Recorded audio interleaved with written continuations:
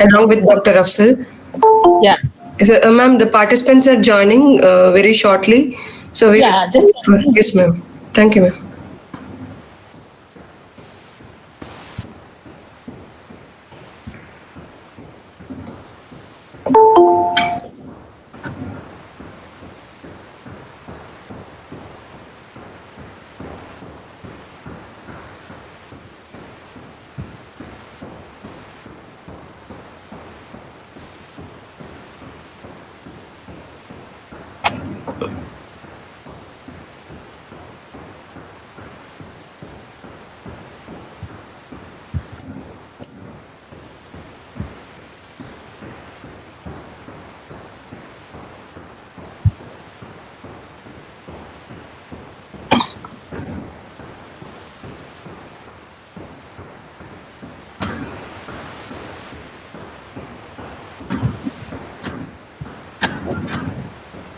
so Satya, Yes, ma'am.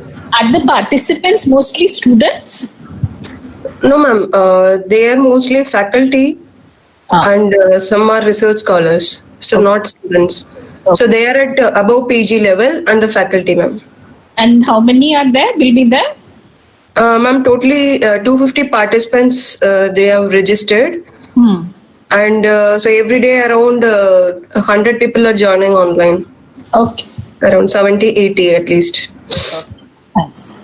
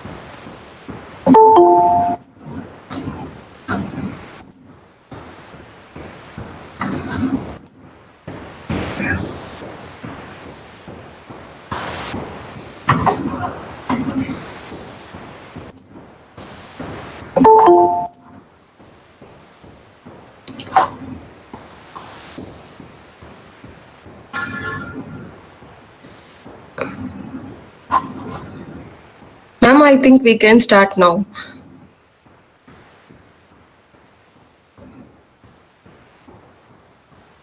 Yeah, I was. Okay, ma'am. I would like to give a brief introduction about you and then we can start the session, ma'am. Yeah. In the meantime, I'll load the.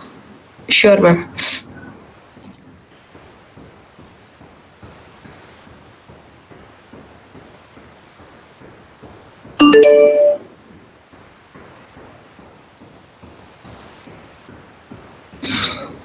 Very good morning to all.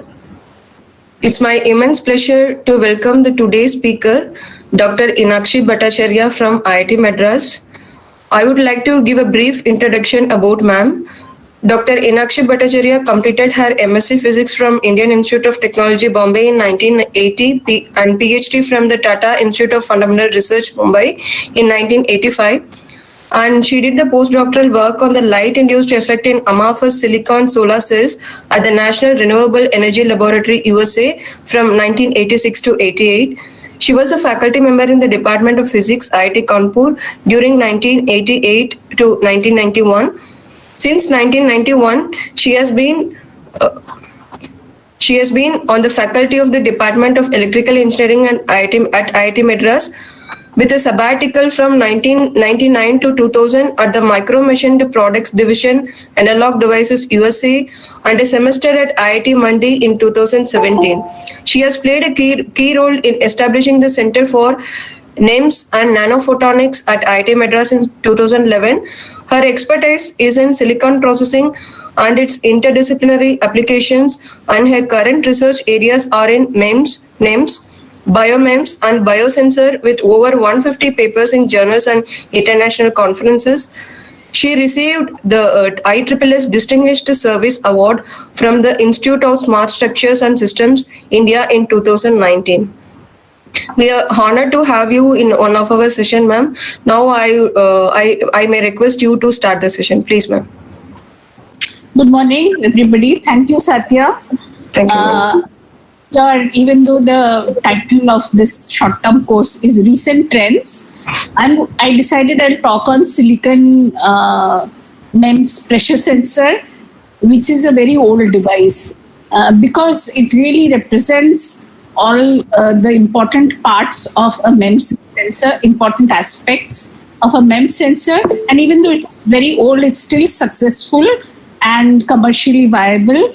Recently, when this pandemic started, so many people contacted me to find out where they can get pressure sensors made because they were designing new kinds of ventilators or trying to share ventilators. As you know, a lot of that has been going on. And we don't have, we kind of, BEL has manufactured some pressure sensors, but there's really a lot of room there still. Okay, now since about questions, this should be more interactive, but since I'm in full screen mode, I can't really see the chat. So one way is to ask questions on chat, which I can look at either by taking a break in the middle or at the end. But you can always, of course, switch on your microphone and ask a question if it's very urgent. Otherwise, you can wait till the end of the. So I'm going to talk on silicon-based MEMS pressure sensors today. And this is really the first commercial microsystem or micro device. And the pressure sensor was around even before the name MEMS was coined, micro electromechanical systems. The pressure sensor was around even before this name was coined in the US. And now everybody uses it. As I mentioned just now, it has the largest market segment of mechanical MEMS sensors, and it has really varied application. Aerospace, that's where we worked many years back, and Indian Institute of Science is still working on it. They have also developed a very good packaging system for this. And this was, when BEL manufactured it, it was used for light aircrafts by ADA, Aeronautical Development Authority. It can be used in the automotive sector, for example, to measure tire pressure or to see engine air pressure variation inside the engine. It has large application in health sector also, for example, for measuring blood pressure, to measure glaucoma, which is pressure in the eye. Then in catheters, wherever a catheter is introduced, you may want to measure the pressure of fluids. Very important application is in prosthetics, especially for diabetic patients. Diabetic patients have a problem of sores not healing very easily, and it is very often that these sores happen at the extremities, feet, under the foot, under the toes, because they get less blood supply. So if they don't have well-fitting shoes, then this can cause irritation and then a sore, and it's very difficult to then heal that. So if you there are places which have pressure sensors, arrays of pressure sensors, the foot is put on that and the pressures at various points is measured, and then the footwear is designed accordingly. Even more important is in prosthetics, where artificial limbs. So for example, when it is attached at the knee, it is good to measure the pressure at various points using a pressure sensor and then design it for a perfect fit to the person. So let's look at what we want in a pressure sensor. What are typical characteristics of a pressure sensor? Satya, will you just tell me the time when Ma'am, the session is up to 12 o'clock, ma'am. Okay, fine, thanks. So as you can see, this plot has electrical output from the sensor on the y-axis plotted as a function of pressure that you're trying to measure. Excuse me, ma'am. Yes. Sorry to interrupt you. The slides, it is not moving. It is in the first slide itself, ma'am. I am in the slide called MEMS pressure sensor. Yes, ma'am. Yeah, so that is the slide I'm on. No, sorry, ma'am. In the first slide, silicon-based MEMS pressure sensor and with your name. Okay, what I'm going to do is I'll log out and share again. Sure, ma'am. Sometimes I've seen this happening. So let me just come out. Now it's changing, ma'am. But now I'm not in full slide mode. Okay. Shall I remain in this mode? Yes, ma'am. Yes, it's fine. Perfectly fine. It's fine? Okay, Yes, then ma'am. I'll use the pointer. Can you see the pointer moving? Yes, ma'am. I can't use the laser pointer, but I can use the mouse. Yeah, it's moving. Yes, ma'am. Okay, fine. So now you can see the MEMS pressure sensor slide. So I just talked about the various applications in aerospace industry. In aerospace industry, you can measure again the pressures in the engine and the variation of pressure on the wings. I always like to give this example. There were two space shuttle accidents in the US, NASA. The second one, where it exploded after entering the atmosphere, they could when it crashed, and it turned out that one of the wings of the shuttle had a large, some 400 or 500 sensors. So they could actually reconstruct the entire accident by taking all the measurements. Unfortunately, that was the wing that didn't get damaged. It fell on the other side. And of course, they could recover all the data. So since these MEMS sensors are very small, they could map the entire. So that's what the applications in aerospace is, on to determine pressure in the engine, to map the variation in pressure along the wings, and you can do this in real time. Okay, coming back to the plot, what is a typical output for MEMS pressure sensor? I have on the x-axis the pressure, and on the y-axis the electrical output, usually in voltage, millivolts or volts, on the y-axis. Okay, the full scale output is called FSO. Now, if you look at the lowermost plot, it's linear. That's what we want. Ideally, we want a linear response over the entire range of measurement. You also see that it passes through origin, which is at zero pressure. It has a zero electrical output. Now, if you look at the output from real sensors, actual sensors, the first difference is that there is usually always an offset.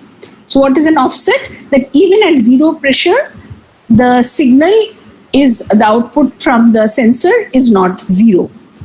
There is an offset. Now, you can think that it's not such a major problem, because even if I get a voltage output, I can always connect a potentiometer to the circuit and externally bring it down to zero, and that is done. You do a calibration, you do an offset adjustment before the measurement. Only problem is that usually this varies with temperature. This offset varies with temperature, and that's why it's not so simple. You actually have to design a circuit which has similar temperature response as the sensor, and then dynamically it can be cancelled. Okay, so non-ideality is that the pressure sensor has an offset, which is an output even when there is no applied pressure. Next, you see the linearity. Now, in this plot, the slope obviously is the sensitivity of the sensor, right? So what does the slope indicate? What is the electrical output per unit change in pressure? So if the slope is higher, it has a higher sensitivity. For the second sensor, T2, you can see that the slope is smaller. That means that's a sensor with a lower sensitivity. Okay, so sensitivity is something, of course, very important for a sensor. But you see in the real sensors, the other thing you notice is that it is not linear over the entire range of pressure. And as you can see that it is bending down, so the sensitivity reduces as the pressure increases. So if this is the case, you can still use your sensor, but we have to define the range over which the sensor output is linear. Okay, so now we understand that what we expect out of a pressure sensor. I have a few more definitions and explanations before I actually start on a silicon pressure sensor. Okay, so on the right is a plot which tells you the different kinds of pressure sensors. So we have absolute pressure sensors which measure with respect to zero pressure. So that's why it's the absolute pressure. So if this is my vacuum, right, absolute vacuum, is the baseline. Then if I measure the pressure with respect to that, that's the first red arrow, then I call that absolute pressure. If, on the other hand, I measure the pressure with respect to atmospheric pressure, right? So here, this is the value of atmospheric pressure. And if I measure pressure with respect to atmospheric pressure, then that is called as gauge pressure. Okay. Now, it's also important sometimes to measure differential pressure. For example, if I have a furnace of some kind with a compartment, with two compartments separated by either a membrane or some kind of wall, you may want to measure the differential pressure between the two chambers. So a differential pressure sensor then should have two inputs from the two chambers, and the output will be the difference between them. So here there is example of two differential pressures. One is from vacuum to above atmospheric pressure. Another is both above atmospheric pressure. That is, both are high pressures, and we want to measure the differential pressure between them. So I already showed you what the range is. Range is the pressure values over which the sensor is intended to measure, specified by the upper and lower limits. Above this limit, there can be non-linearity, in which case the calibration may not hold. Also, if the pressure is really high, you can actually damage your pressure sense.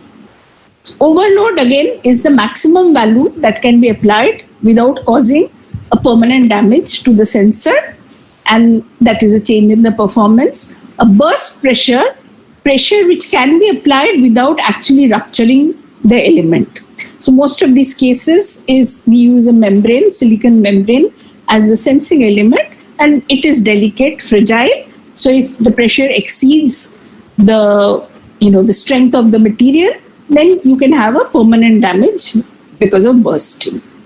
I already talked about sensitivity, which is the slope of the output, electrical output versus pressure plot. The full scale output, okay, when the pressure, you reach the maximum range of the pressure, offset, and linearity. We've already talked about these. Okay, now I actually come to the pressure sensor. The micro machined or MEMS pressure sensor is not very different from a large macro pressure sensor. So here also we have a membrane, right? And okay, the animation won't work. Anyway, you can see this is a cross-sectional picture of a silicon wafer. So on the side, this typically it is like 300 to 500 microns thick, and you etch out part of the silicon, and the membrane is typically 10 to 20 micrometer thick. So then when you apply a pressure on one side, it could be differential pressure, this side could be sealed. Anyway, any difference in pressure between on either side of the membrane causes the membrane to deform. So the way I've shown it here, it would deform like I'm drawing it. It would deform in that direction. Now, if I can measure the deformation, then and I calibrate it, then it's possible to measure the pressure. How will I measure the deformation? One possibility is capacitive sensing. So that's the animation that's not coming. In capacitive sensing, I have a fixed plate here on top. Okay. And so and I measure the capacitance between the fixed plate and the membrane. So you can see when the membrane deforms, the gap between the two plates, it's a parallel plate capacitor. All of you know the formula. The capacitance is epsilon A by D. Of course, it's not strictly parallel plate because this will be curved. It won't move only parallelly, but we can work out what the capacitance would be. So as the gap between the fixed plate and the membrane changes, the capacitance will change, and therefore I can determine the change in pressure. I could do piezo-resistive sensing, and since I'm going to spend a lot of time on this, that's all I'll talk about for larger part of the talk. So I'll come to that later. We could have optical sensing. So how would I do optical sensing? Now imagine that I focus a laser from a distance here and the laser reflects from the top part of the membrane, and I have a position sensitive detector at the other end. What is a position sensitive detector? The simplest position sensitive detector one can talk about is two PN junctions which are next to each other. Okay, so PN junction, when we shine light on them, they generate a photovoltage, right? So if I have two PN junctions and I take the differential output from them, that is the voltage generated, from one is A, from the other is B, and I'm looking at A minus B. So what happens to begin with, when there's no deformation and this is flat, right? I adjust the signal on the differential optical detector such that A minus B is 0, which means that the light is falling uniformly on both the PN junctions. It's called you can have a quadrant detector. In this case, we need a bi detector, that is two PN junctions. When the membrane deforms, since the light will bend differently now, it's going to illuminate one of the two, A or B, more than the other. So now A minus B signal is no longer 0, and therefore I can determine how much it bends, and from that how much the membrane has deformed. Now you can see that I need extra things here. I need a source of laser, I need a detector. Sometimes this can be done using optical fibers, but the advantage of optical sensing is that it is contactless, right? So in capacitive, I need electrical contacts, right, to measure the capacitance. In piezoresistive also, I need electrical contacts to measure the change in piezoresistance. But in optical, there is no electrical contact at all. I just need to get the light in. So if it is in an enclosed thing, I must ensure that the windows are transparent for the laser light to go in. Okay, if it is otherwise, if it's possible to insert optical fibers, we can do that also. So this is particularly important when the environment is harsh, either because there are toxic gases or something, or the temperature is too high. And so in many cases, it's the only possibility of measuring pressure is using an optical technique. The last technique, tunneling, I'm going to mention it because it exists, though it's not used often. Now imagine, you know what tunneling is. Tunneling is a totally quantum mechanical phenomena. So if distance between a tunnel tip and another surface is of the order of few nanometers, then you can have quantum mechanical tunneling of electrons between the tunnel tip and the surface, and you can measure the current.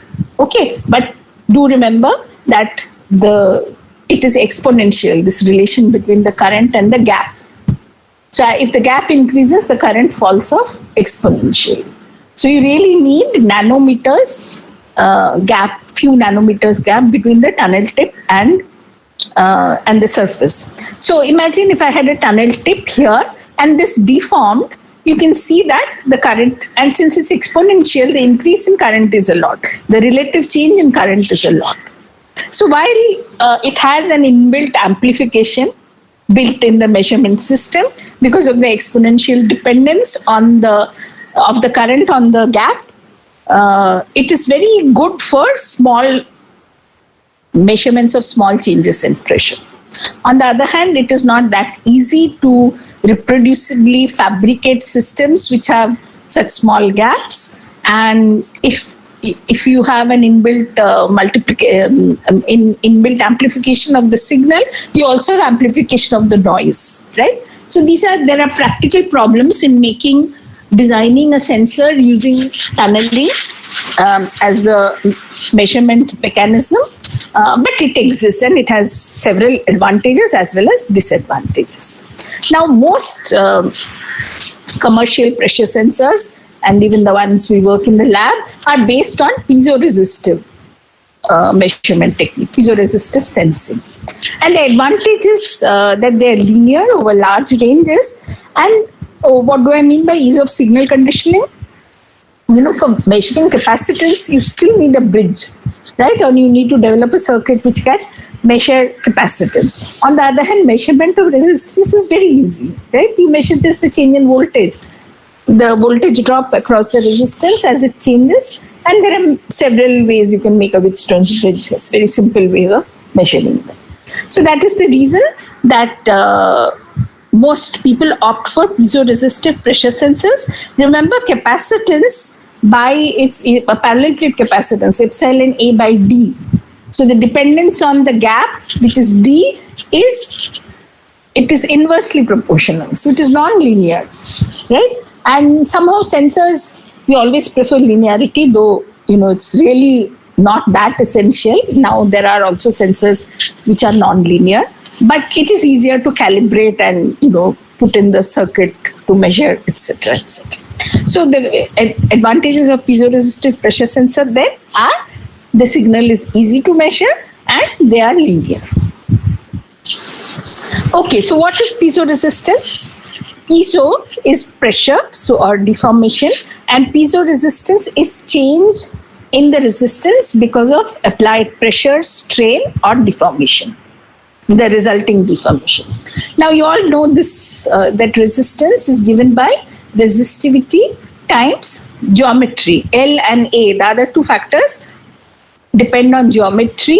So L is the length, A is the area, rho, resistivity, depends on the material. So in case of semiconductors, it depends on the doping concentration, doping type, etc.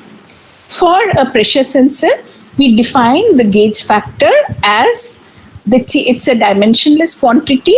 So this is delta R by R, relative change in the resistance, divided by strain. Strain is also dimensionless. So gauge factor is dimensionless. Higher the gauge factor, higher will be the sensitivity of your pressure sensor. So typically, now, when we apply pressure and there is a deformation, there is a change in geometry. Simple example, take a rubber band in your hand and pull it. The length increases, the width reduces, right? So there is change in dimensions, physical change, and it is given by 1 plus 2 nu. It's really a simple derivation. So delta R by R, we can divide into two parts. First part is because of the change in the dimensions, in the geometry of your piezoresistor because of the strain, and the second part is delta rho by rho, change in the resistivity. Many of you may have heard of strain gauges. They were used a lot. They're still used a lot, especially in mechanical engineering problems. A strain gauge is nothing. It's just a metal. It can be a metal foil or it could be thin film deposited metal. And you put that on the surface where you want to measure the change in pressure, and the strain gauge will measure. So strain gauges are typically made of metal. And it turns out that in strain gauges, it is the change in geometry that is more dominant. So first measurements of pressures were always done using metal strain gauges. It is only later that semiconductors came into the picture. And when semiconductors came into the picture, one saw that the gauge factor or the delta R by R piezoresistive coefficient was very high. And the reason it was high was because of the second term. So delta rho by rho is much, much higher than the change in dimension in semiconductors. In metals, there's no change in resistivity. Metals have huge number of electrons. There is no relative change in resistivity when pressure is applied and a metal film or metal foil deforms. So the only coefficient piezoresistance happens because of the change in dimensions. In the semiconductors, it's just the reverse. The first term is not that important, but it is the change in resistivity that dominates. Where does it come from? Where does the change of resistance come from? But before that, just a comparison of values for gauge factors. I talked about strain gauges, which can be made of either metal foil or thin film metals. And you can see they have values less than 10, between 1 and 5. If you look at semiconductor, diffused silicon, for example, can have a gauge factor of 80 to 200. It is very direction dependent, and I'll just talk about it in a few minutes. So you can see already that there's orders of magnitude improvement in the piezoresistive coefficient or the gauge factor between metals and semiconductors. This value 80 to 200 is mostly single crystal silicon, different single crystal semiconductors. Silicon has a value of I think 100 or so. The highest value is 100.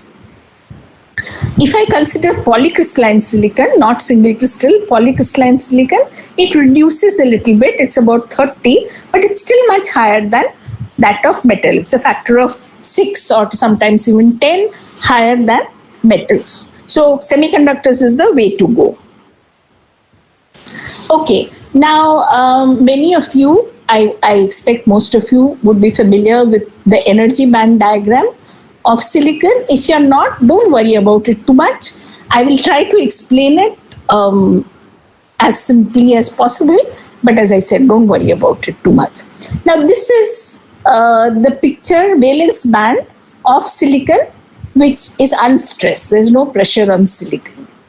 And even though we draw energy band pictures typically as two straight lines, the top straight line EC, the bottom straight line EV, the conduction and valence band, in actual practice, energy band diagrams, which we can determine by solving the Schrodinger equation, etc., in a periodic potential. So energy band diagrams are what are called as EK diagrams. So on the y-axis is energy, and on the x-axis is crystal momentum, right?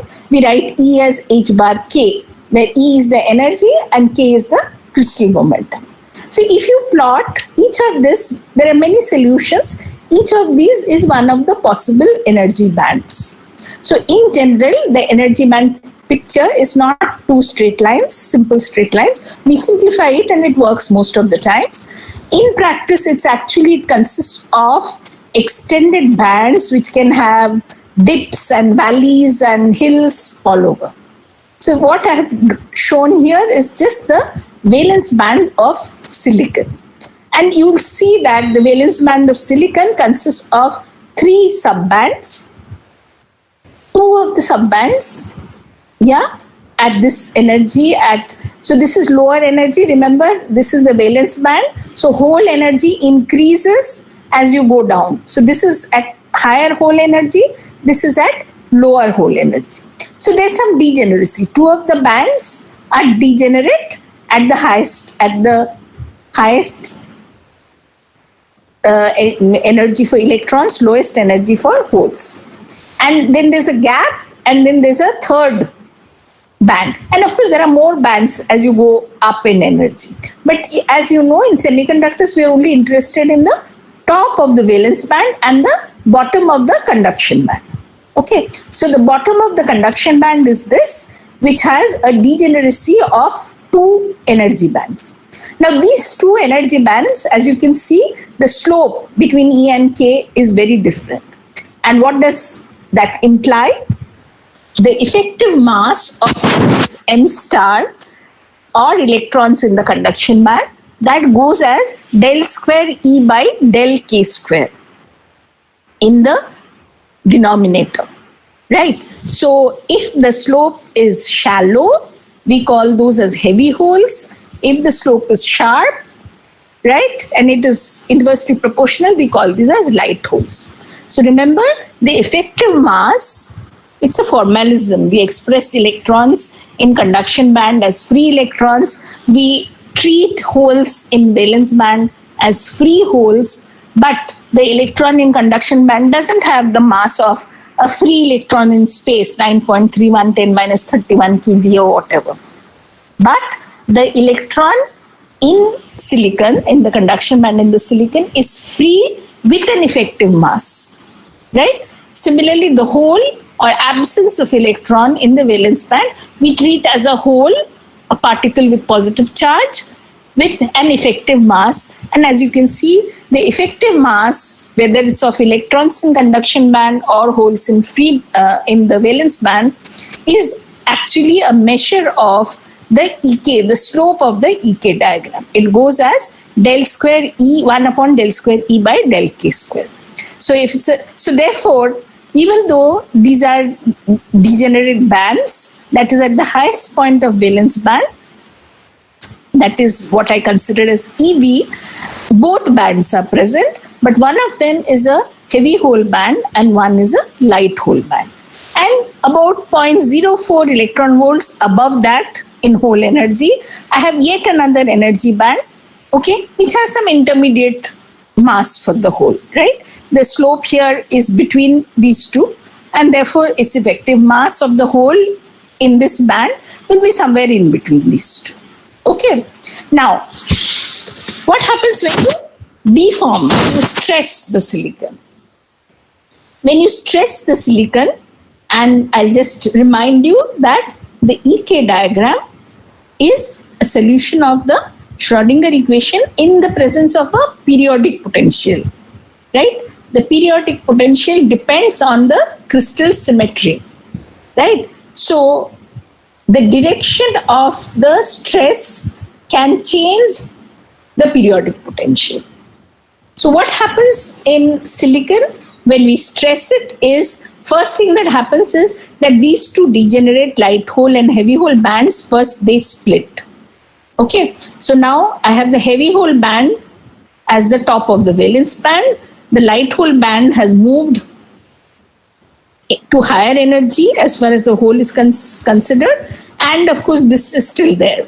This has also moved a little bit, but most important is that the degeneracy of the light hole and the heavy hole band at the highest point in the valence band has now split, and now the heavy hole band is the top of the valence band and the light hole band has moved higher in energy. What does it mean in terms of the conductivity or the resistance? So let's look at the next picture. This is a formula for hole conductivity, and you're familiar with it. Usually we don't have P1 and P2. We write the conductivity as Q squared tau is the collision time or the relaxation time, P by M, where P is the hole concentration and M is the effective mass. So normally we have only one concentration and one effective mass. However, if you have degeneracy, right, and the holes have different masses, then I have to take into consideration how many of light holes are there. P1, I think P1 and P2 are the whole, okay, P1 is heavy. So P1 is the number of heavy holes with mass M1 and P2 is the number of light holes with mass M2. So we had a certain distribution to begin with. Now, if you go back to the other picture, when we stressed it, what do you expect will happen? Now remember, always holes want to populate the lowest energy states. So what do you expect? Here, if there was some distribution between these two energy bands, now most of the holes will be in the heavy hole band, right? Because the light hole band has moved higher in energy. Only when this band gets filled, the next holes go to the light hole band, right? So if you look at this picture, then P1 increases, even though overall I have not changed the total number of holes in the system, but I have changed the distribution. P1 plus P2 remains the same, but now P1 is greater than P2, right? Because this has and these are the higher, heavier holes. So as a result, then the conductivity is going to increase because now I have more holes which are more massive and therefore have less mobility as compared to unstressed situation. Okay, did you get this? This is very important, that we have a redistribution of the holes. The number of holes remains the same because I have not changed the temperature. For a given material, for a given p-type silicon, when I stress it, the distribution, the holes get redistributed, and now we end up having more holes in the heavy hole band compared to the light hole band, which means that you expect if the holes are heavier now, the mobility will be less, and therefore you expect the resistance to increase. Okay, Okay, now in general, piezo resistance, is as I mentioned already, it is direction dependent, right? Because the symmetry depends on which direction you go in. So in general, piezo resistive coefficient is a tensor. That is, the conductivity depends on the piezo sigma in the presence of pressure. The conductivity in the presence of pressure depends on the piezo resistive coefficient as well as the sigma, normal sigma without any pressure. Okay, so fortunately for us, we can actually simplify it. So we don't have to worry about some big tensor or anything. How do we simplify it? Let's just consider a typical resistor. This is what a resistor will look like, right? It's a long strip, right? And we'll call the length as longitudinal direction and the width as the transverse direction. And now I simplify my electrical or delta R by R, the change in resistance, piezo resistance, delta R by R. So R was the resistance to begin with, and delta R is the change after applying pressure. Delta R can be positive or negative. The example I showed you just now, where there were more holes in the heavy hole, the resistance increased. Delta R, therefore, was positive. But it can also be the other way. It's also possible that the light hole band moved down. In this case, the light hole band, the other way, the heavy hole band moved down, and in which case, delta R will be negative. In general, we will write delta R by R as a sum of two factors. The first one is the piezo-resistive coefficient, transverse piezo-resistive coefficient, multiplied by sigma t. I'm sorry, but whenever we talk, MEMS is a very interdisciplinary area. And for example, in this case, it is interdisciplinary between, for this particular pressure sensor, it is between mechanical and electrical, let's say. So sigma here is the stress, not the conductivity. So far I was talking about conductivity, but now this sigma is the stress. So this is a product of the transverse stress times the transverse piezo-resistive coefficient, and the longitudinal stress sigma L and the longitudinal piezo-resistive coefficient. I introduced epsilon earlier, which was strain. Okay, strain and stress are related through the Young's modulus. Okay, so the change in resistance therefore depends on, of course, the amount of stress. Higher the pressure is or higher the stress is, you expect the deformation will be more. And it also depends on the material properties, which is the piezo-resistive coefficient, pi t and pi L. In this case, we have simplified the piezo-resistive coefficients to just a longitudinal and a transverse coefficient. So let's look at these then. So if you look at the values of piezo-resistive coefficients for N-type and P-type material, these are 100 wafers. As you know, 100 is a symmetry, and most wafers we use for MOS, MOSFET, etc. are 100 wafers. So if you do piezo-resistive, if you measure the piezo-resistive coefficient for both N-type and P-type 100 wafers with doping level below 10 to the power 18 per centimeter cube. So here are the longitudinal and the transverse piezo-resistive coefficient. As you can see, for P-type, there's no change in piezo resistance. For P-type in 110, so in 100 direction it is 0, in 110 direction, and I hope I don't have to tell you what are 100 and 110 directions. If you look at a cubic plane, the sides are all 100.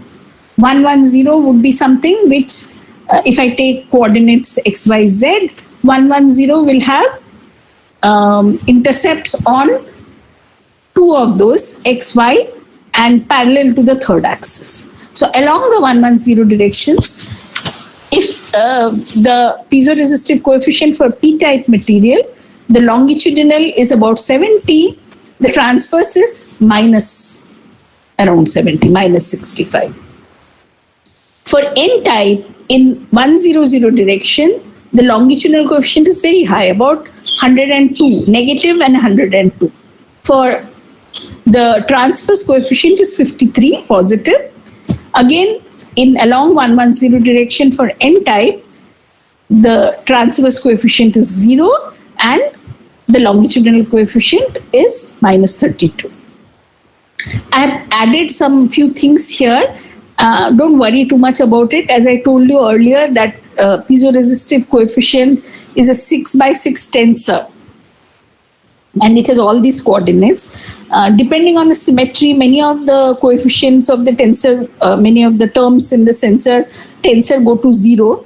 But if I really look at the longitudinal and the transverse, they are combinations, series combinations of these different coefficients. As it turns out, magnitude-wise, pi 44 is the highest.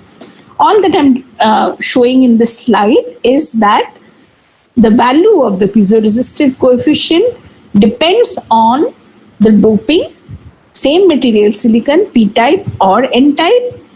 It can be positive or negative, and it can vary with the direction the stress is applied, right? So if I have 100 wafer, depending on whether the stress is along the 100 direction, that is parallel to the wafer, or transverse to the wafer, 110 direction, the piezoresistive coefficient can vary, and hence your signal from the pressure sensor can vary.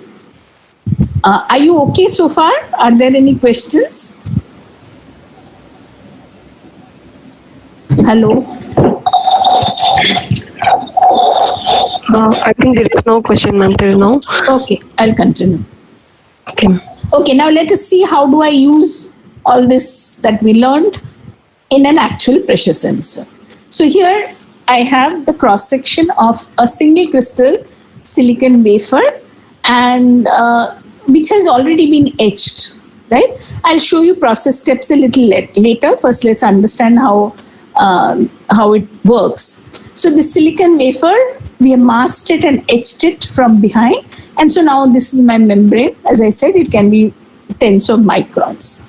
This is N-type silicon, to which P-type silicon has been diffused. That is, for P-type, I need to diffuse boron. So parts of this N-type silicon has been converted into N-type silicon by diffusing boron. Why? Because in P-type silicon, I know that I have piezoresistive coefficients which are approximately equal and opposite. Since I want to maximize my signal, therefore, even though this is very high, in N-type minus 102, this is higher than 72, but the other side is half that. Whereas as it turns out, for in 110 direction for 100, I have the longitudinal and transverse coefficients approximately equal and they're opposite. So therefore, I have decided to choose the membrane as N-type and the piezo resistors and P-type. This is also very important, because if the membrane was P-type and the piezo resistors were also P-type, what will be the problem? Everything is going to short, right? So I have to isolate my piezo resistors from the membrane. And it's possible to do this by diffusing the opposite type. If I have, now this is a PN junction, and we know that there is always a depletion region between a P and N type, which is going to isolate the piezo resistors from the membrane. So this has high sensitivity because of the gauge factor is quite high, but since it also has a disadvantage. What are the disadvantages? Since the isolation between the piezo resistors is because of a reverse bias PN junction. We all know that PN junctions have leakage current, and the in reverse they have leakage current, and this leakage current increases very rapidly as the temperature changes, right? Because the leakage current is because of thermally generated minority carriers, and as the temperature changes, since the number of minority carriers increases, therefore the isolation because of the PN junction between the two also changes. So this isolation is not good, and the pressure sensor made of diffused silicon, even though it has high gauge factor, it cannot be used beyond a temperature of 100 degrees centigrade. This was the disadvantage of single crystal piezoresistive pressure sensors. So instead, we decided to go for polysilicon. But before that, let's just look at the simulation. Some of you probably have worked with MEMS design. This is using commenter where we simulate the change in the deformation in the membrane. It's a square membrane here of 14 micron thickness, and we've used Young's modulus of 190 gigapascal. And when you apply pressure, there is a Z displacement. And as you can see that the displacement, I hope you can read the scale. Anyway, the blue is negative and the red is positive, the stress, right? What does it tell you? That the stress is very high, both at the center and the edges, right? Edges as well as the center, the stress is very high, but the sign is equal and opposite, right? So one is tensile stress, the other is compressive stress. And this picture, this plot will explain it a little bit more. So if you look at a diaphragm, and we are at the center of the diaphragm, and we are moving towards the edge. Okay, so we consider this x-axis P as x by 2a, where a is one of these sides. So if I start at the center and go along, that is at the center line towards the periphery, and you look at the variation in the stress, right? So we'll pick the y bar equal to 0 point because that is this red mark. What do you see? That at point 0, P equal to 0 is at the center, the stress is negative, right? So it's compressive stress. As I move towards the edges, the stress reduces. It becomes zero stress. At one point, it becomes zero stress, and then it keeps increasing. It's positive, which means it is compressive stress, right? And then at the edge, it is highest. Stress is highest at the edges and the center, and they are in opposite direction. It is highest compressive stress at the edges, and it is highest tensile stress at the center. Or I think it's the other way. Compressive is negative and tensile is positive. Anyway, what is important is that the stresses are maximum at the center and the edges, and they have the opposite sign. Therefore, I can utilize this using a Wheatstone's bridge. So this is the silicon diaphragm. Okay, it's a square diaphragm, and I put 4 resistors at the 4 edges. I'm still talking about single crystal diffused piezoresistors. So imagine that the membrane here is made of N-type silicon, and the 4 resistors R1, R2, R3, R4 are diffused P-type silicon. Okay, now they are all at the edges, right? The stress is highest and is compressive, is positive, tensile. So all the 4 have the same stress, but look at the positioning of the sensors, right? 2 of them are parallel to the edges, 2 of them are perpendicular to the edges, right? So therefore, these 2 will feel the stress will be parallel to, you see how is the stress going? Just imagine a square membrane and to which you apply pressure. So it's pulling from the edges. So therefore these 2 resistors will feel longitudinal stress, and these 2 where they are perpendicular to the edges, where they are parallel to the edges, will feel the transverse stress. So since P-type silicon has nearly equal and opposite coefficients for transverse and longitudinal stress, and the stress is the same, the piezoresistive coefficients are equal and opposite. Therefore, 2 of the resistors, it will increase, and 2 of the resistors, because of piezo resistance, the effective resistance will decrease. Now let me just assume that the piezoresistive coefficients are the same, and therefore the change, just to simplify matters, so delta R is the same. R1 and R3 decrease by the same amount delta R as the increase in R2 and R4. So R plus delta R and R minus delta R. I maximize the output this way, and the max output is given in terms of input as delta R by R, where delta R is the change in resistance or the piezo resistance. Okay, so the Whitstone's bridge maximizes the signal and allows me to measure the pressure. Okay, but I already told you that there's a problem with diffused resistors, even though the piezoresistive coefficient is much higher, and the problem was that isolation is at higher temperatures, it cannot work beyond 100 degrees. So instead we decided to work on polysilicon piezoresistive pressure sensor. Polycrystalline silicon is deposited thin films of silicon, and when we deposit thin films of silicon, usually it comes in polycrystalline mode, not as single crystal. So here again I have the same silicon membrane, right? Silicon wafer etched from behind to get a membrane of say 10 or 15 microns. Now what we do is we grow an oxide layer on the silicon, and we deposit polysilicon on top of this oxide layer. So now, and these act as the piezoresistors. So remember, the diaphragm is the one that is deforming because of change in pressure, right? So the Young's modulus, etc., are very important, but that is for the diaphragm, and we have not changed the diaphragm. Earlier case also it was single crystal silicon, now also it's single crystal silicon. What we have changed is, instead of diffusing single crystal, of opposite type single crystal on the diaphragm, we have grown an oxide layer, which is a very good insulator, and deposited the polycrystalline piezoresistors on top.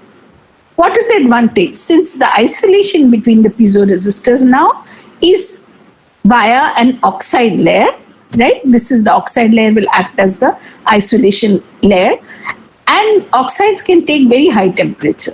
Therefore, we can use this piezoresistive pressure sensor within a much higher temperature range.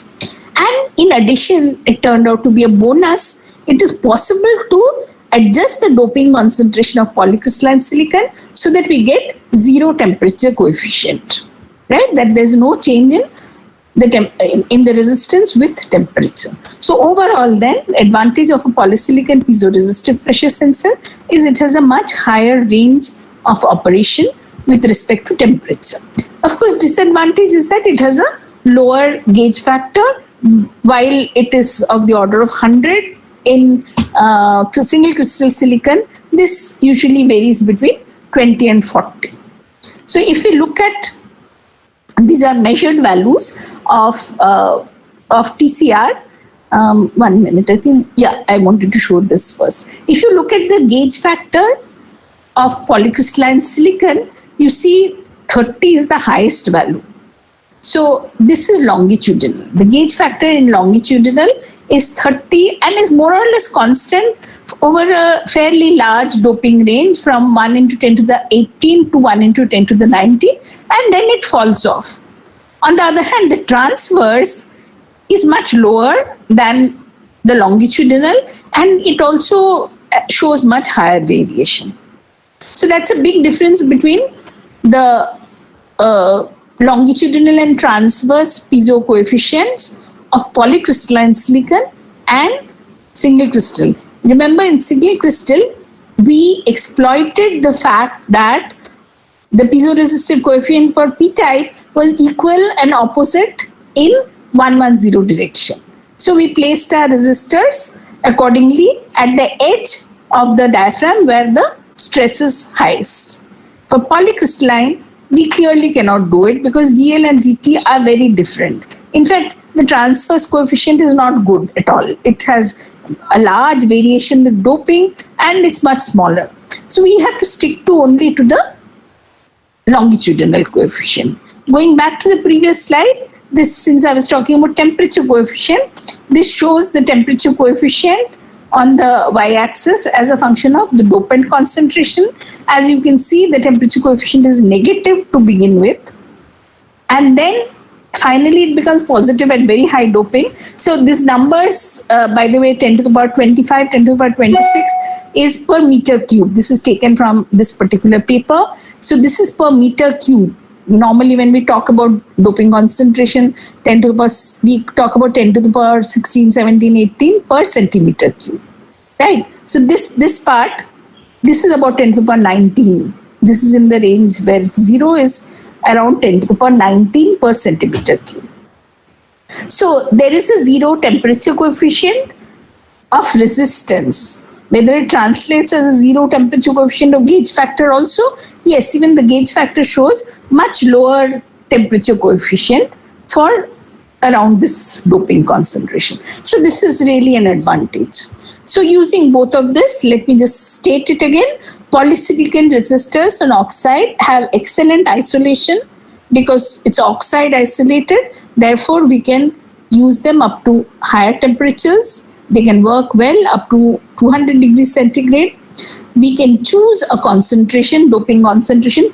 In our case, we found that it is around 3 into 10 to the power 19 per centimeter cube to get zero temperature coefficient. And we decided to use, I'll show you now fabrication steps. We decided to use silicon on insulator, right? That is, we have a thick layer of silicon, a layer of oxide, and another layer of silicon. We decided to use that approach to make our sensors, pressure sensors. Now, first we have to think of where to put the resistors. We know where we put them for the diffused resistor because we used same stress but equal and opposite piezoresistive coefficient. That is not available to us any longer, and therefore we have to think about the location of the resistors on the diaphragm. So in this case, we used a rectangular diaphragm. So, whichever side is longer usually has more deformation, as you expect. The diaphragm thickness, of course, will be decided by the specifications like sensitivity and burst pressure. Thinner the diaphragm, higher will be the sensitivity, but lower will be the burst pressure. So these are design considerations that are decided by the specification. Do I need 1,000 Pascal pressure sensor? Do I need a 10,000 Pascal pressure sensor, or a vacuum sensor, depending on that. Okay, now to locate the resistors on the diaphragm, if I use a Wheatstone's bridge, which seems to be a good architecture, we know that if resistors in two arms increase because of pressure and the resistors in the other two arms decrease, then we can get the highest signal, just like I talked about for the single crystal silicon case. So we need ideally equal and opposite changes. It's not possible to get that through the piezoresistive coefficient, so we'll try to do that through the positioning. So here is again a simulation of a rectangular diaphragm. Remember, the diaphragm is still, or the membrane is still made of single crystal silicon. So on this, and here again, as we expected, the stress is highest at the edges and at the center. So across the shorter edge. Now, and they are equal and opposite. So for example, this red is plus 120, the dark blue is minus 120. Okay. So if we put two of the resistors, so we have to use longitudinal. The stress is, if you deform it, the stress is moving from the sides inward. So if I put the resistors perpendicular to the sides, both these resistors are undergoing longitudinal stress, okay, at the edges. And then I put two resistors towards the center, also parallel. These also are undergoing longitudinal stress, but the the stress, magnitude of the stress is opposite. So if it is tensile stress here, it is compressive stress here. Okay, so all four resistors are placed such that it is the longitudinal piezoresistive coefficient that plays a role. However, they're placed in regions of stress which are approximately equal but in opposite direction. So edges at the center, as we saw earlier, have opposite direction of stress, and therefore two of them will have increase in resistance, two of them will have reduction in resistance, and we can use the same formula that we used earlier. So this is a top view of the 4 resistors. 2 at the center, all are parallel, and 2 at the edges. Now you can see here that we split the resistors, and the reason for this, even though it didn't work, but it's worth, when you do design, you should think about the various things. Why did we split the resistors at the edges? See, if you look at the stress distribution, the stress at the center is more or less uniform, but at the edges, it's very sharply varying. It's highest at the edge and varies rapidly as you move towards the center. Therefore, here it doesn't matter the finite length of the resistors.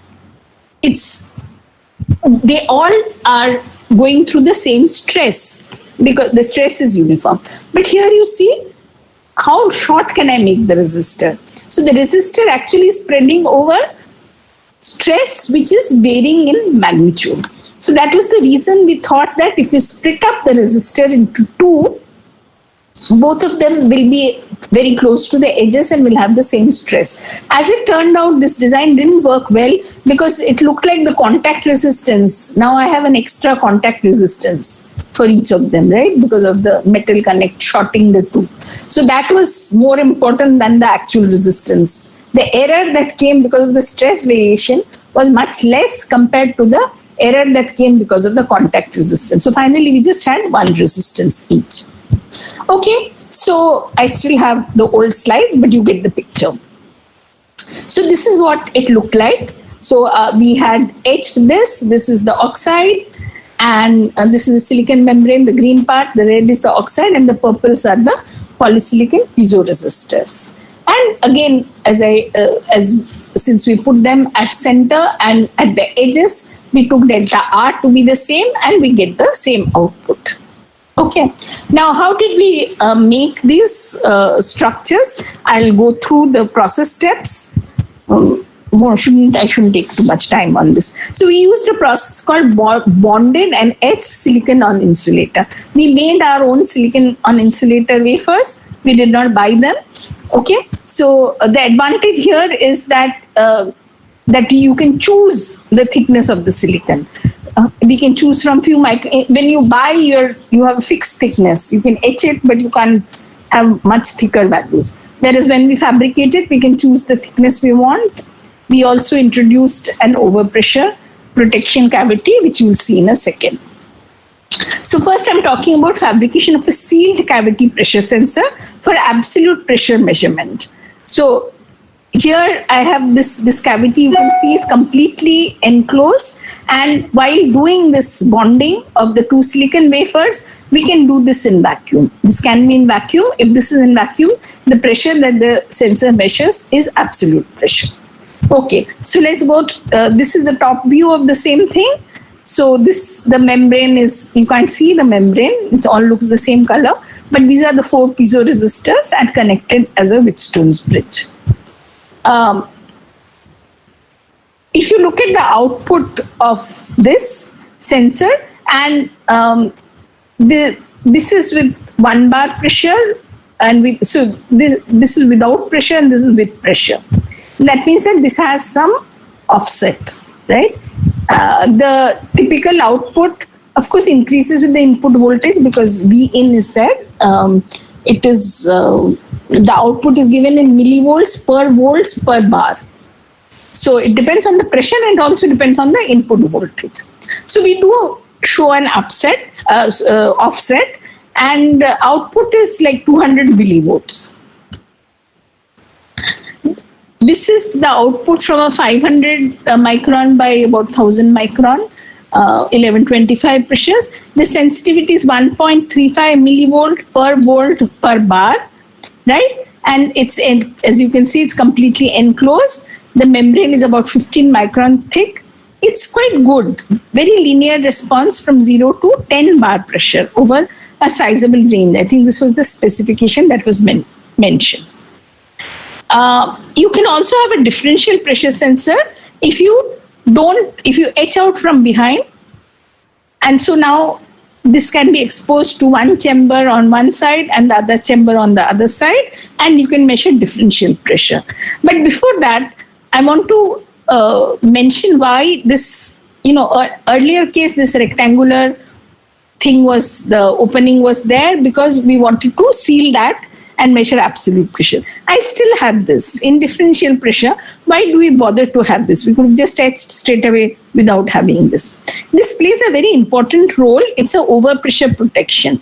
So let's assume that my pressure sensor is supposed to work within a range of up to 100 Pascal.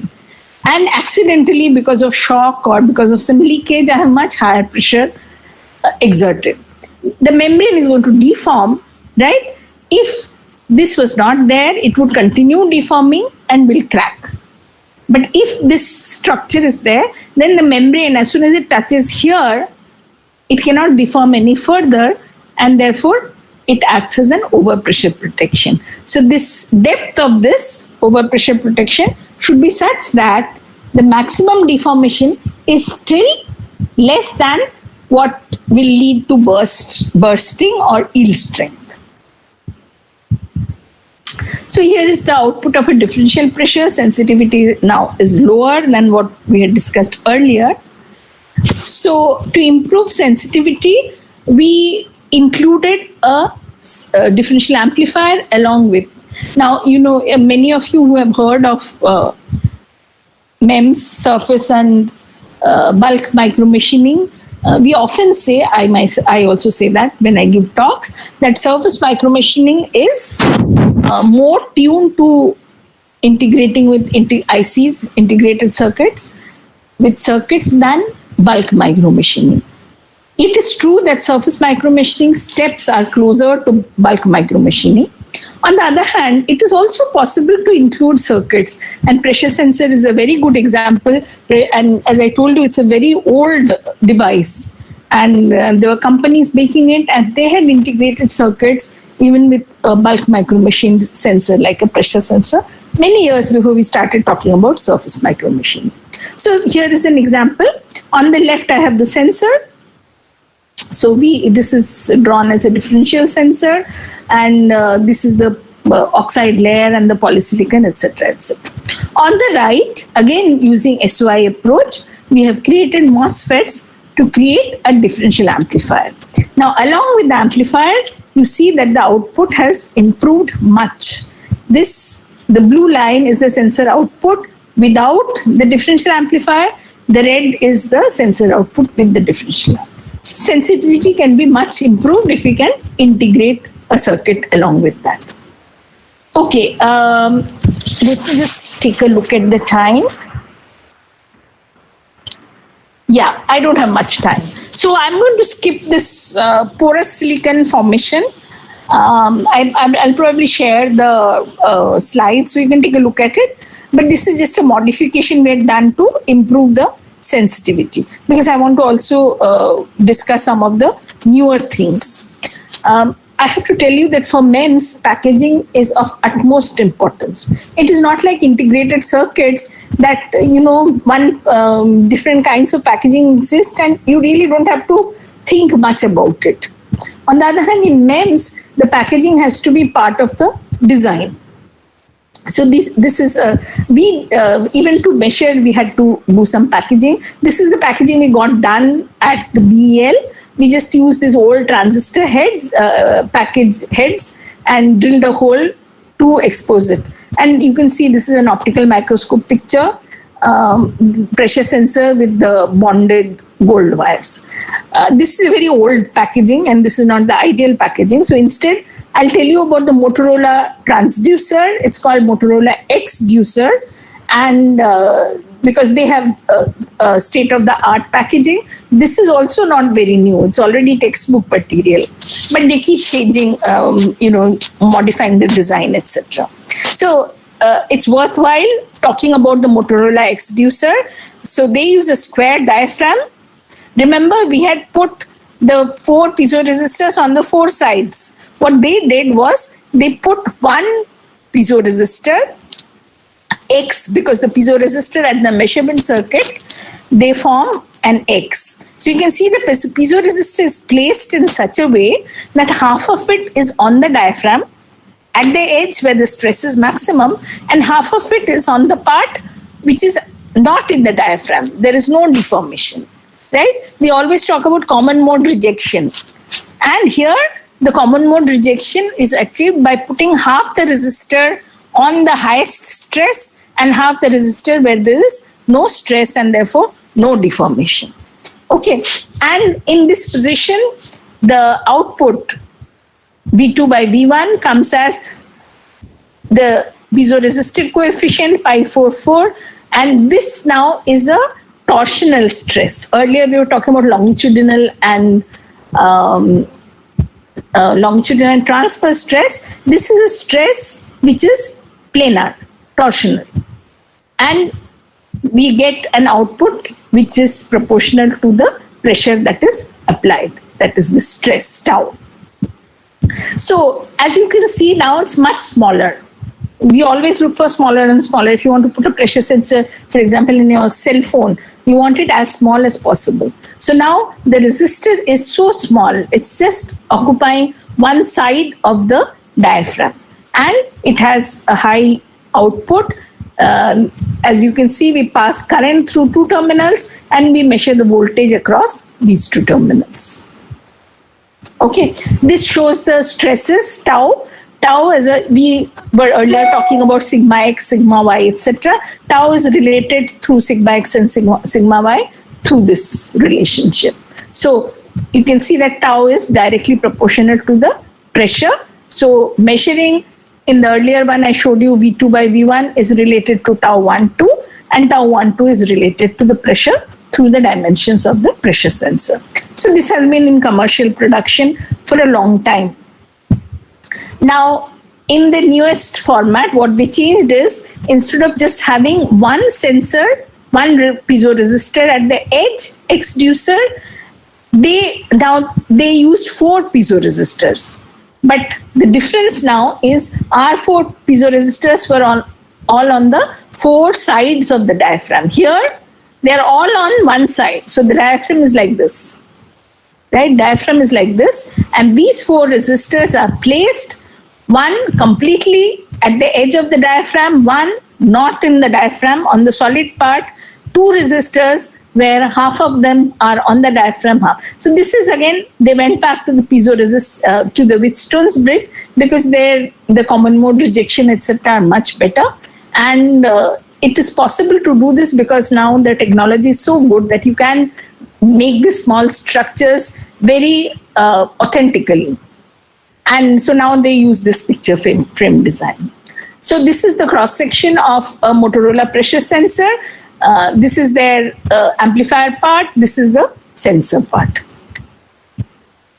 So they can again etch this completely and make a differential pressure sensor, or seal it and make an absolute pressure sensor.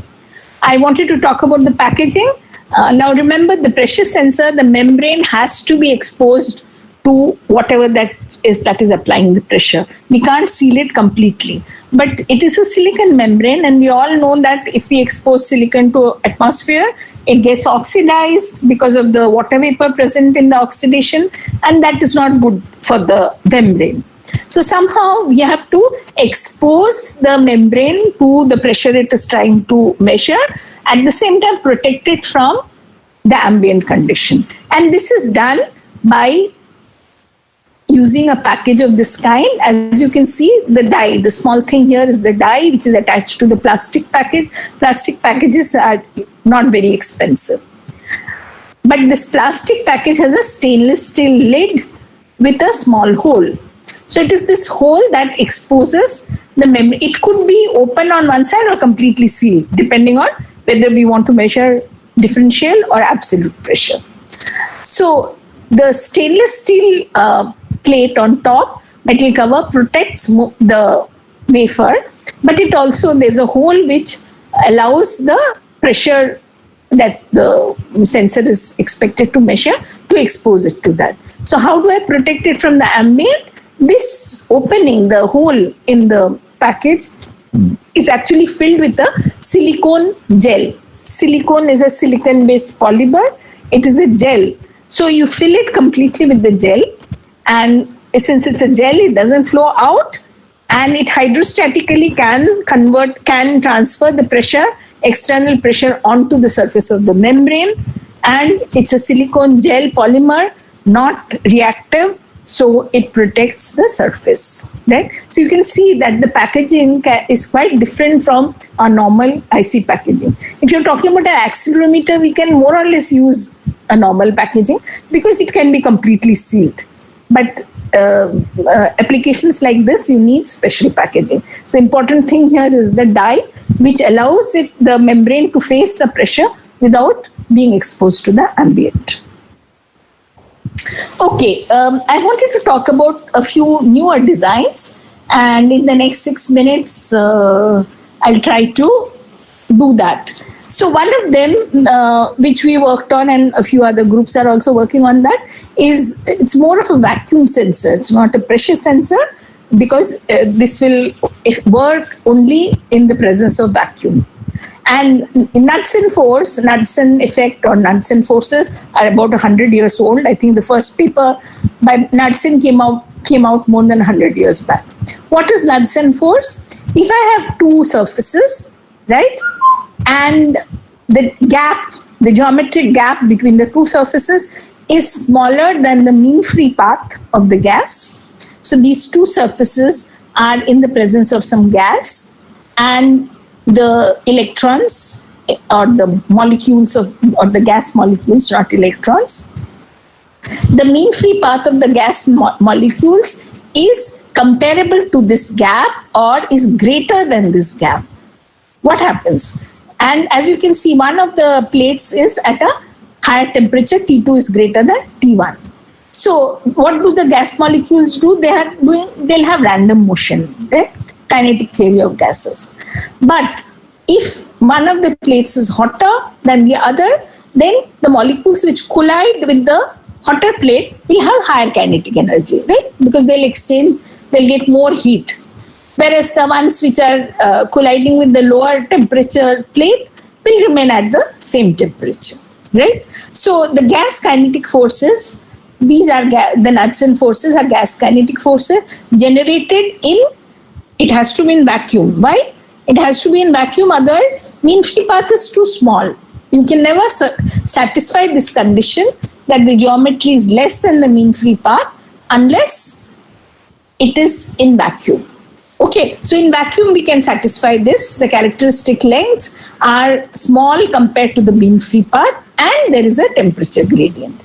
If this happens, then we will generate a force. Things that come out of this are at higher temperature, therefore when they hit the colder plate or the colder surface, they will transfer some of the kinetic energy there. And if this is free to move, it will move away.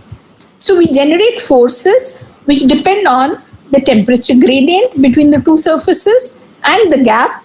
As I said, the gap has to be less than the mean free path, otherwise the molecules will undergo collision with themselves and lose the extra energy.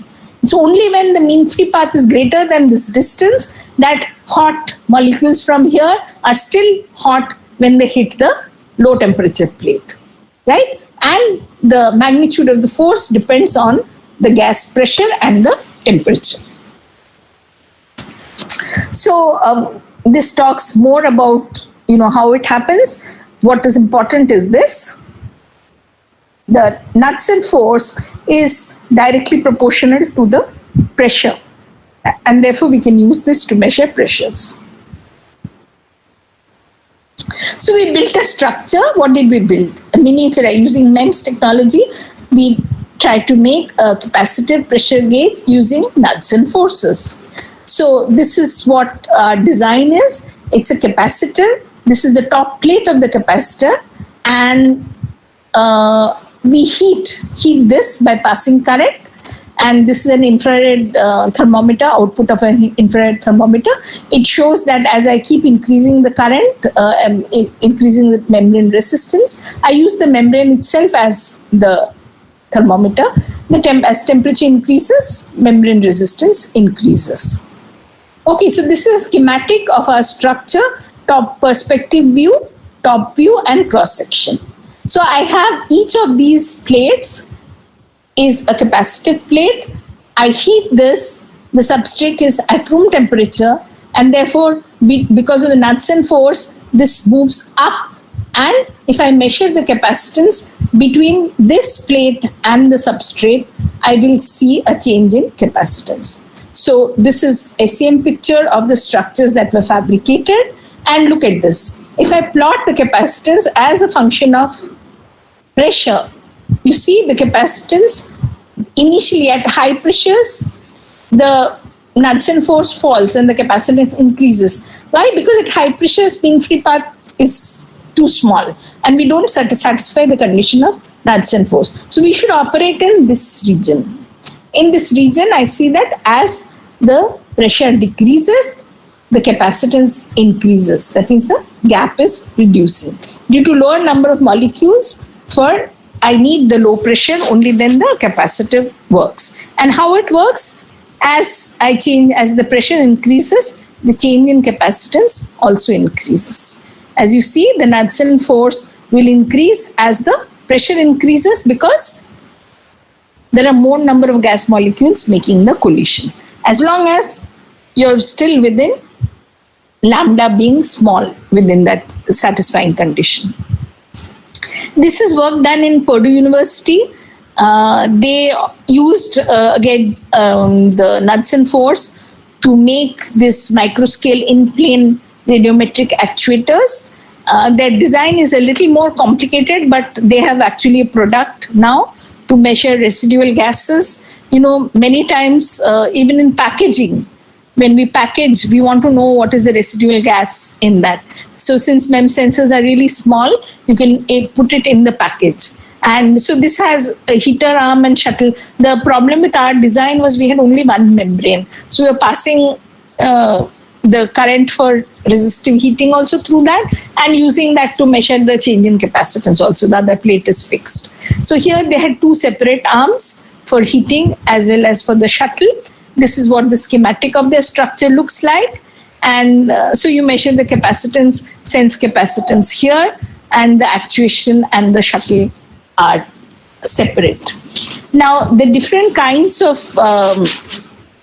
pressure sensors we made, even, the simplest design is the diaphragm with piezoresistors on top. I talked about silicon, but the same thing has been made with polymers also. There is work in University of Texas at Arlington, where they use polymer. The advantage of using polymer is their light, and they're very inexpensive. Silicon, is expensive, and all the processes are expensive, even though it's very successful device. But if you need for quick use and throw, then maybe this polymer pressure sensors are much cheaper, and they don't last very long, but it's okay for a few runs.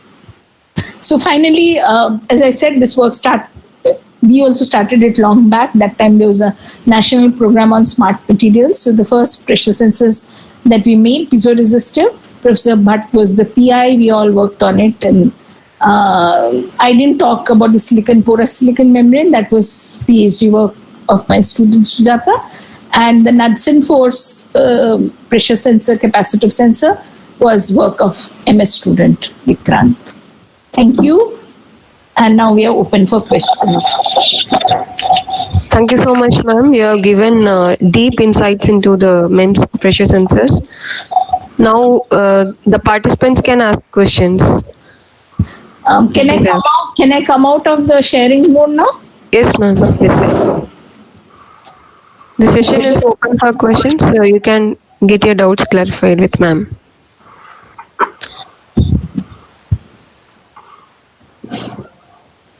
Ma'am?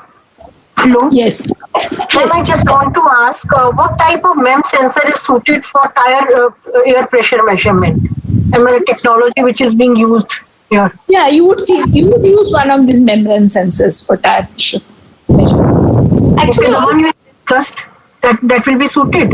yes, all these companies, Honeywell, Bosch, they are supplying pressure sensors for automotive sector, and they're all diaphragm based. Yes.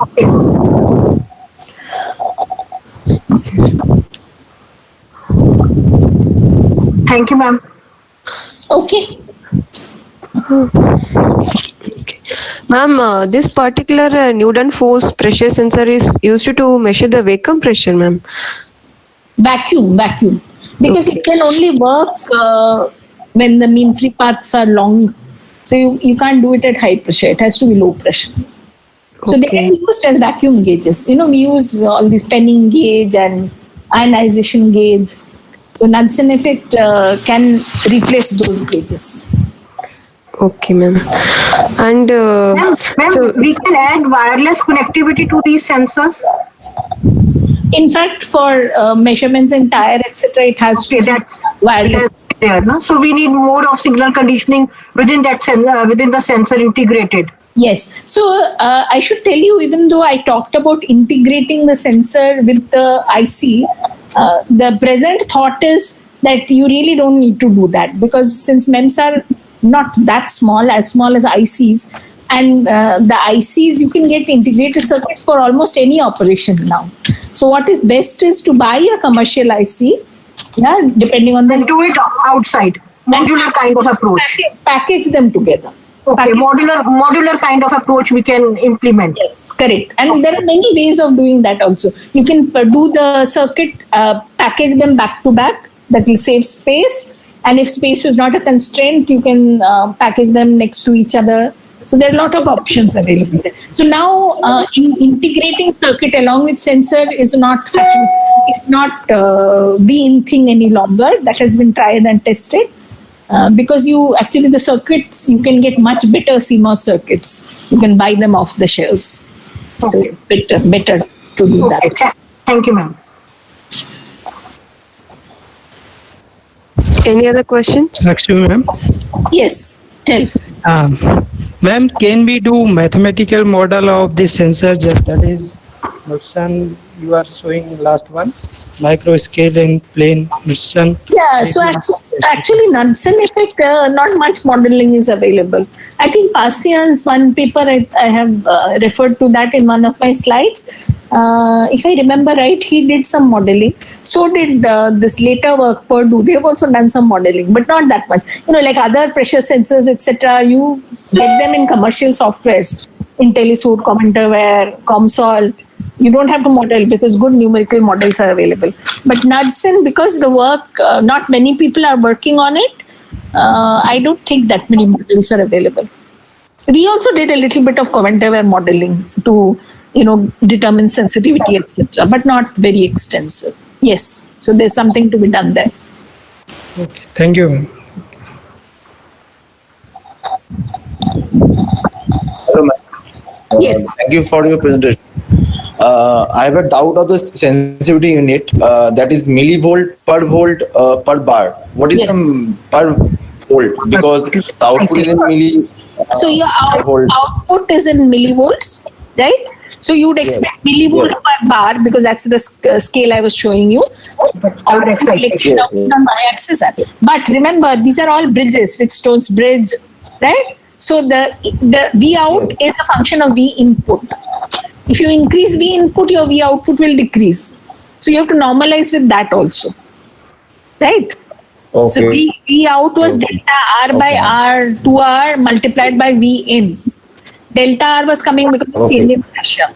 So your sensitivity should be. Okay, so output is in the form of milli. Yeah, output is the form of millivolt per volt. Output is millivolt per volt, and actual sensitivity is per bar or per whatever pressure unit. Yeah. Okay, thank you.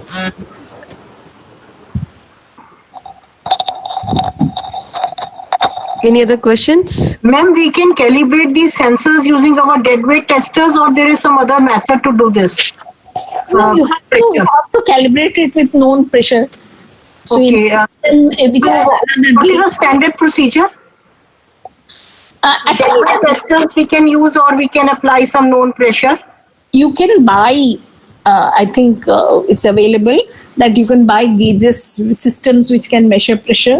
Maybe because we use some of our vacuum systems, mounted the pressure sensor in that, and that has its own gauge.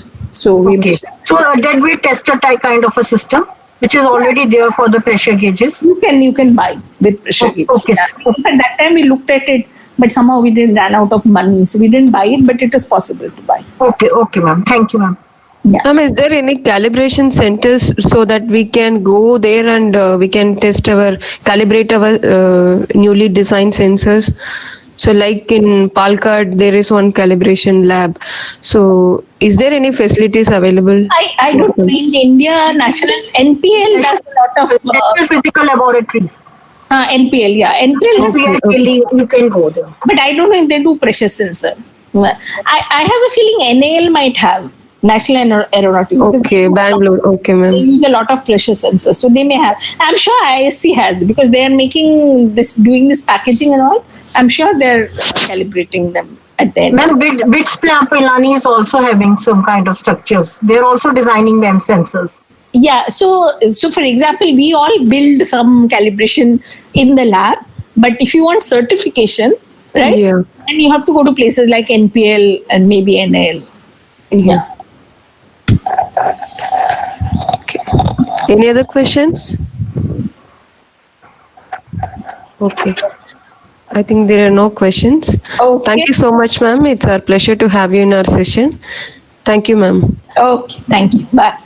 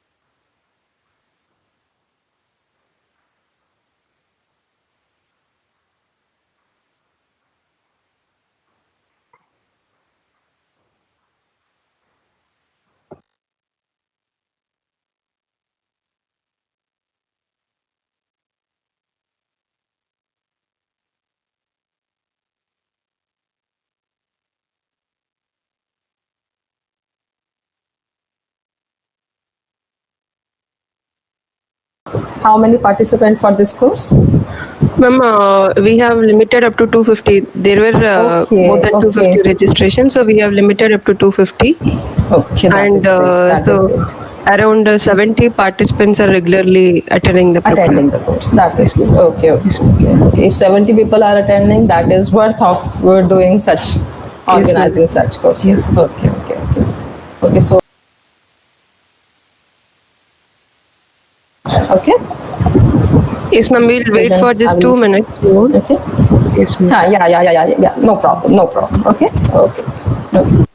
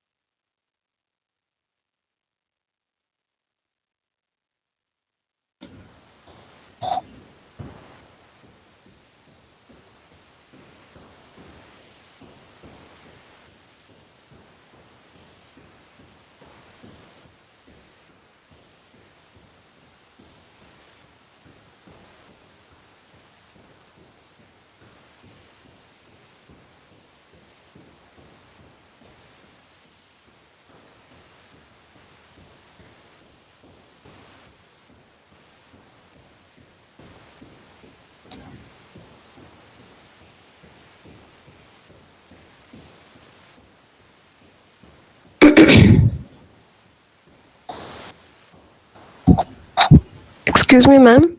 Ma'am, I think we shall start.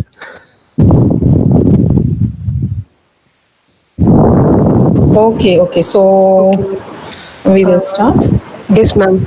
I just want to give a brief introduction about you, Okay. and then we can Okay, start okay. the session, ma'am. Yes. Okay. No. A very good afternoon to all. It's my pleasure to welcome the speaker of the second day and second session of our program, Dr. Gargi Khanna from NIT Hamirpur. So let us have a brief introduction about our speaker. Dr. Gargi Khanna obtained her PhD degree from National Institute of Technology, Hamirpur, Himachal Pradesh in 2012. She received her ME degree in electronics from Punjab Engineering College, Chandigarh in 2002 and BTech degree in electronics and communication engineering from Regional Engineering College, Hamirpur, now NIT Hamirpur, in 1997 with honors. She joined the Department of Electronics and Communication Engineering, NIT Hamirpur, as lecturer in year 2000, where presently she is working as associate professor. She has more than 70 research publications in national and international journal of repute and conferences. Her area of research includes low power VLSI design and MEMS design. Now I request our speaker to start the session. Please, ma'am. Okay. Thank you so much. Thank you, ma'am. For your giving your my brief introduction, Saitya. And I wish to thank both the organizers for taking up the lead and organizing such academic interaction for the benefit of all the researcher as well as academicians. So thank you Thank so you, much. ma'am. Thank you so much for the kind wishes. So I will start with my presentation. Yes, ma'am, sure.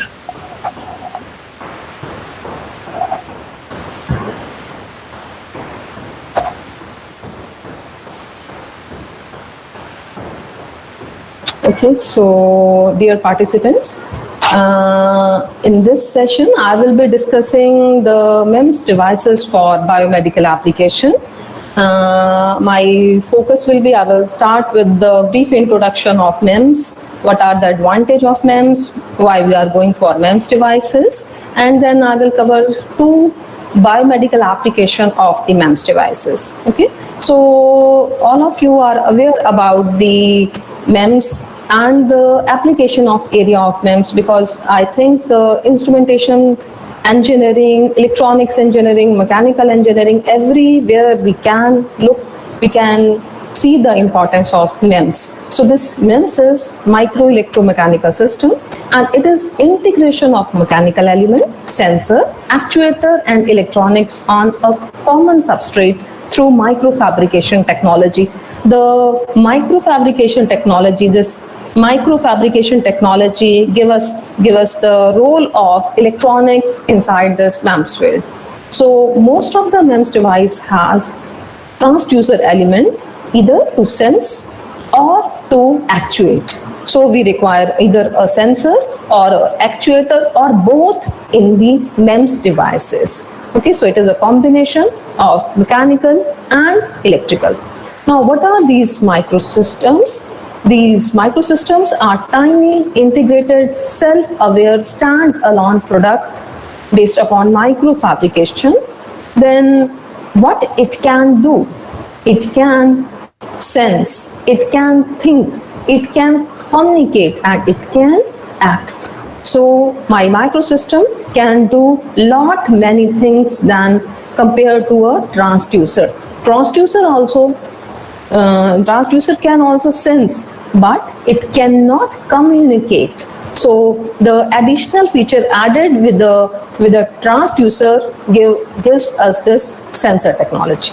Okay, so that is a difference between a sensor and a transducer. Now this MEMS area is a multidisciplinary area. It can work, you name a field and you will find the application of MEMS devices. So it can tackle sound, it can tackle electricity and magnetism, quantum mechanics, chemistry, biology, your light signal, mechanic, fluid flow, heat.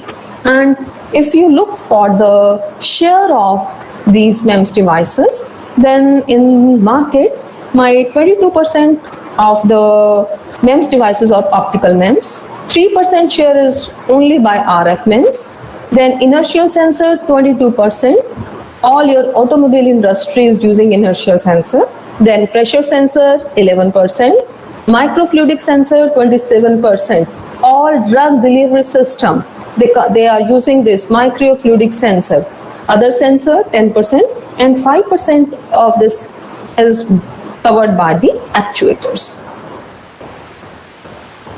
Now the energy domain which MEMS can tackle, the thermal MEMS can tackle temperature, heat and heat flow. Mechanical MEMS devices can tackle physical quantities such as force, pressure, velocity, acceleration, position. The chemical MEMS devices, they can tackle concentration of fluid, of gas, pH, reaction rate. Then magnetic MEMS, the physical quantity that they can take care are field intensity, flux density, magnetization. Radiant MEMS devices, they can tackle intensity, wavelength, polarization, phase. And electrical, they can deal with voltage, charge, current.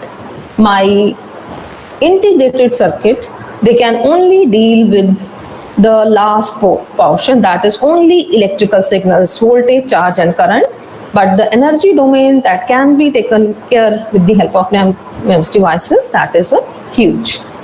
Okay? So why we are going for micro devices?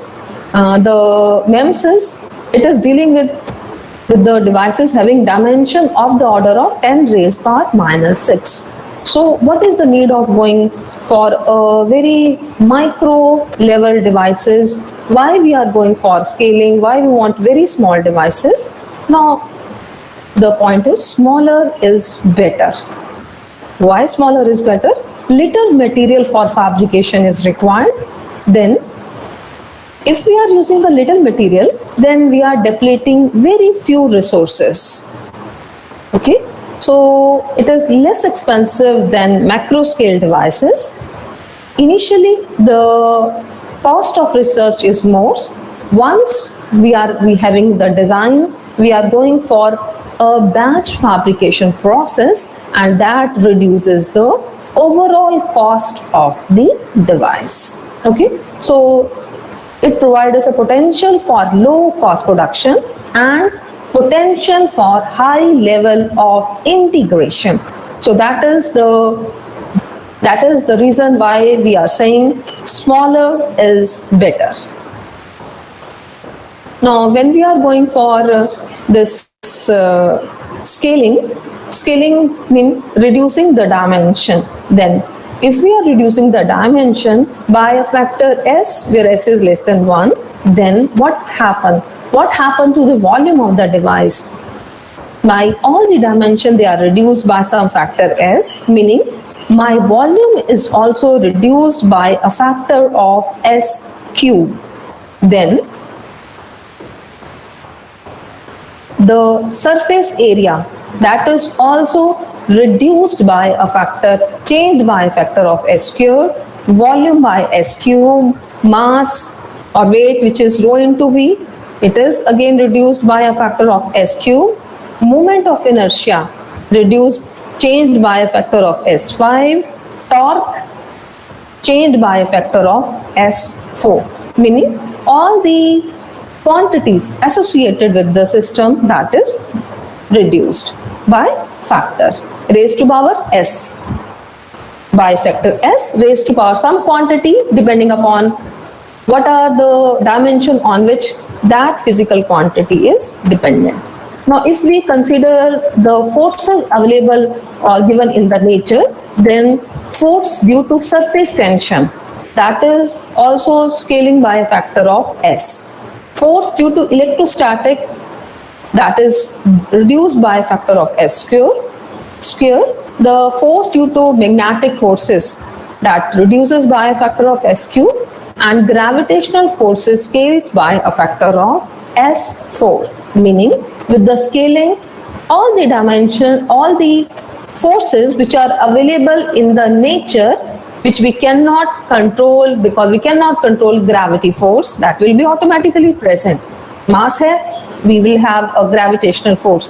So the point is, all these forces should be reduced by some factor if we are using this scaling of the dimension.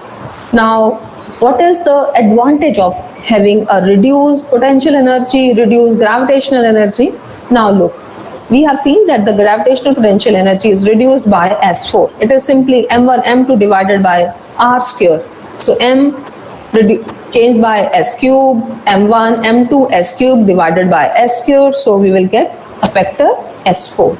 Now, what happened if the dimension of a system are scaled from a meter to 0.1 mm, meaning if we are reducing a human size to an ant size, then gravitational potential energy is reduced by 1 divided by 10,000 raised power 4, meaning it is reduced by 1, 0, 0, 0, 0, 0, so many zeros associated with this, meaning the gravitational potential energy on an ant is very, very less as compared to a human sized body. So the potential energy decreases by a factor of 10 trillion. This is why when an ant can walk away from a fall that is 10 times its height, and we cannot do that. When we are falling from a second story of a building, total collapse of a human body. But when an ant is falling from the second floor of her body, nothing happened to the body of ant. So that is because the gravitational potential energy on that small size ant is negligible, no effect of fall.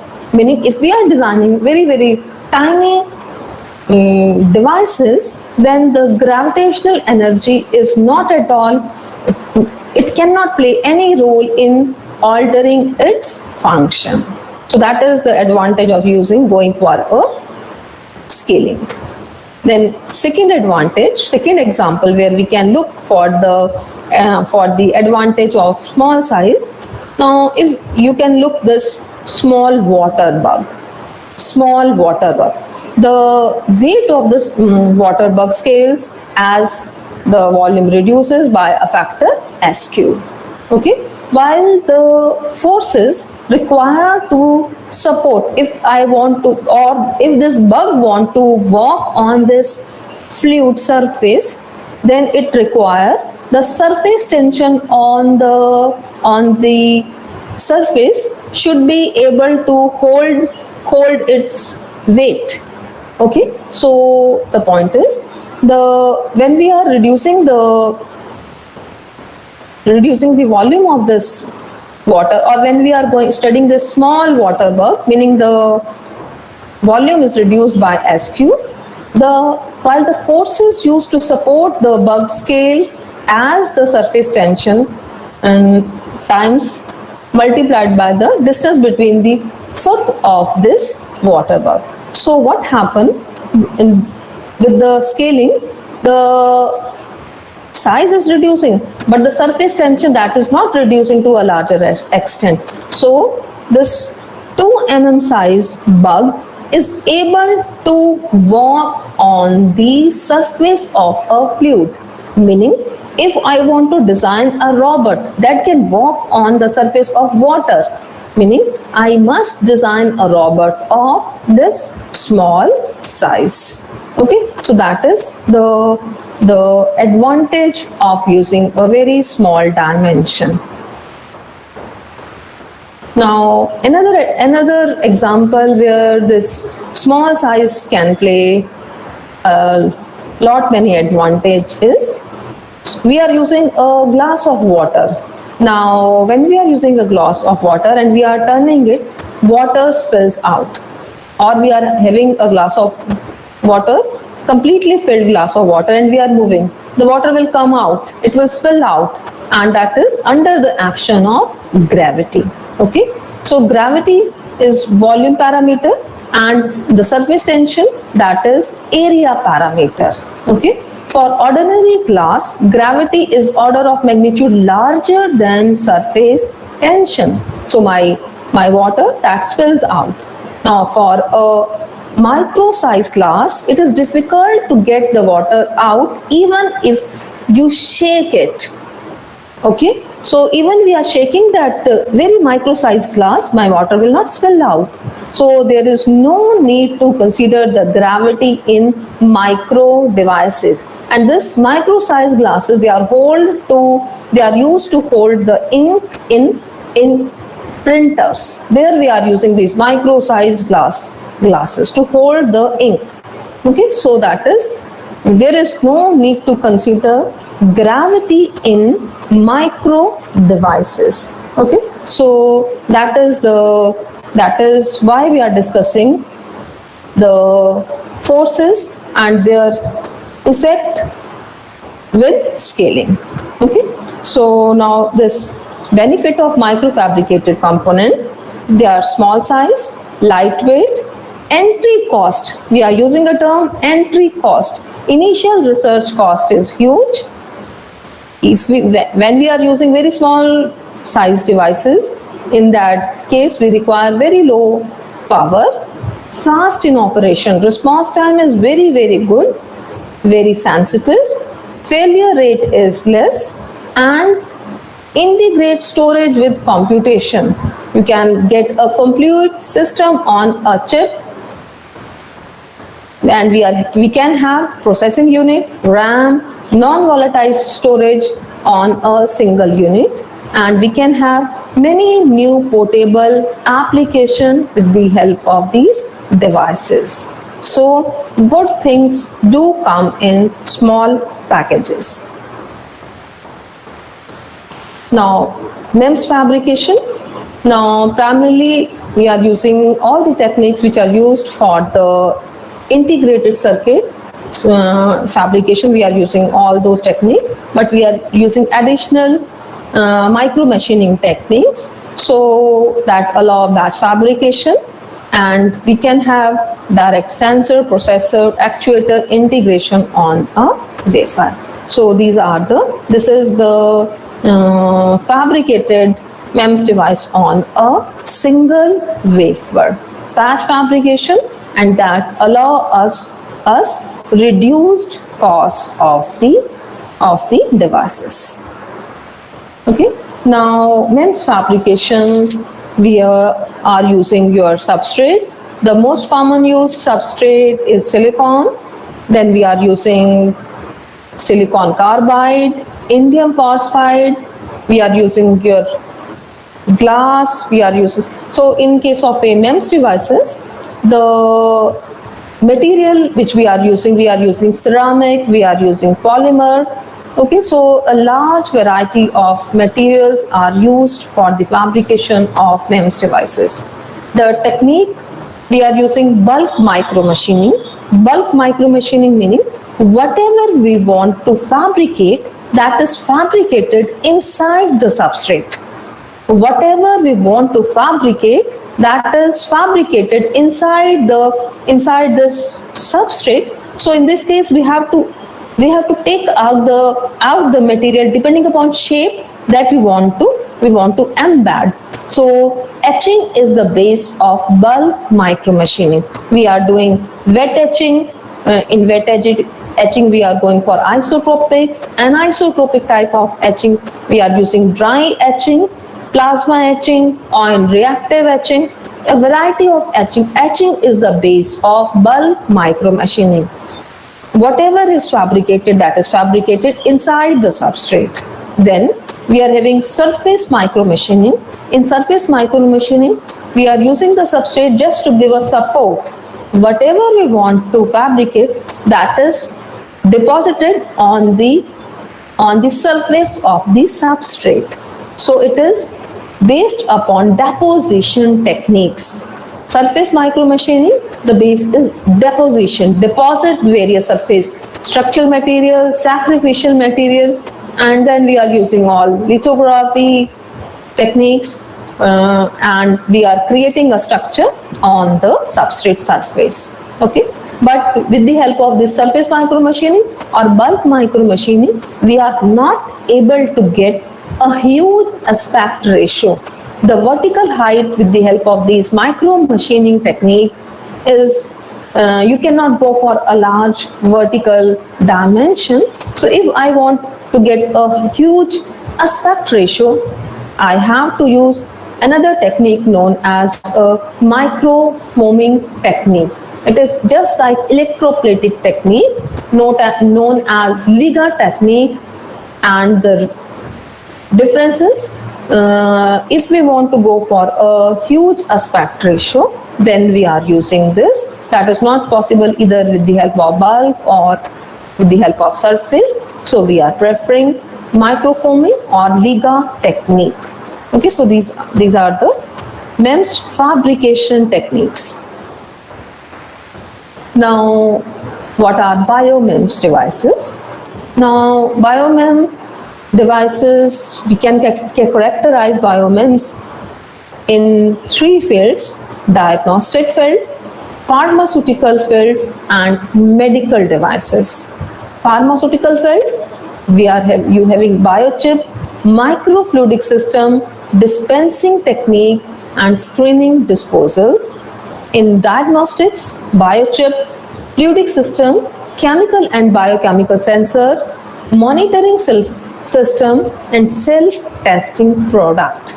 And in medical devices, we are having imaging system, electronic monitoring system, active implantable devices, dialysis monitoring, and minimal invasive surgery. Okay, so now I will discuss one application or one sensor that is used for biomedical, and that is used for glaucoma diagnosis. Okay, now what is this glaucoma? Why we are why we want to use a MEMS device for its diagnosis. So now this glaucoma is a group of eye diseases characterized by elevated intraocular pressure. Inside our eye, we are having inflow of liquid and we are having outflow of liquid. If there is a difference between inflow pressure and outflow, in that case, we are having a elevated pressure inside the eye, and we call that that is known as an intraocular pressure. Okay, and in our country, 12.3% of our country blindness is because of this glaucoma, and that is 12 million people, they are affected by glaucoma. And if this intraocular pressure is more, it can cause blindness, and blindness from glaucoma is irreversible process. Okay, so for normal eye, you can look, this is a normal eye image, and for a eye with glaucoma, pressure is exerted by the fluid inside the eye, because it is not getting a path for the outward flow. So we are having a aqueous humor flow, buildup of a aqueous humor fluid inside this, and that is causing lot of pressure. Okay, so this blindness from this glaucoma disease is a irreversible process. Now, how to measure this intraocular pressure?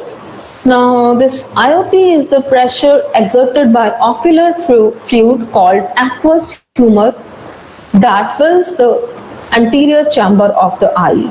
For a normal eye, this IOP is in the range of 10 to 21 mmHg. In most glaucoma patients, the IOP increases above the normal range when the aqueous outflow is lower than the inflow. Elevated IOP is associated with loss of optic nerve tissue, loss of peripheral vision, and it leads to blindness if not treated. Okay, so in this case, this is inward and outward. If this fluid flow is not same, that causes this elevated intraocular pressure. Now, what are the techniques that can be used for the measurement of IOP? So we are having a variety of IOP sensing technique. Now, conventional or clinical IOP, first is your conventional or clinical IOP sensing technique. In this case, we are using a contact technique and a non-contact technique. In contact technique, it is done by a doctors. They are using a tonometer, and they will keep the tonometer very near to the eye, and with the help of that device, they are measuring the intraocular pressure. Then the second technique for measuring of this IOP is continuous IOP sensing techniques. We are having wired sensing technique and wireless sensing technique. In wireless sensing technique, we are using a inductively coupled telemetry, and we are using other optic method for the measurement of this intraocular pressure. And this inductively coupled telemetry, we are having passive implants as well as active implant. This implantation is done inside the human eye for the measurement of this pressure. Okay, for all these techniques, we require a continuous visit to the doctor. Now, every time whenever we are having an increase in the pressure, we require a visit to a doctor. So we want to give some method by which we can measure, or we can inform the doctor that we can continuously measure the change in intraocular pressure, and we can inform the concerned patient, we can even inform the doctor about the increased pressure. Okay, So our focus is on this inductively coupled telemetry. Now how this inductively coupled wireless technique work. Now in this inductively coupled wireless technique, it consists of a LC tank circuit, which consists of a capacitor for pressure detection and inductor, which can be used as antenna. The capacitor is pressure dependent and uses the principle of parallel plate capacitor. The inductor can be used as antenna and is made flat and circular to reduce the area. The receiving system with antenna is fixed on a variable spectacles. It is just like this technique, and we are using a spectacles. The readout or electronic storage system is provided in this spectacle. The person affected with glaucoma, he or she will wear this spectacle.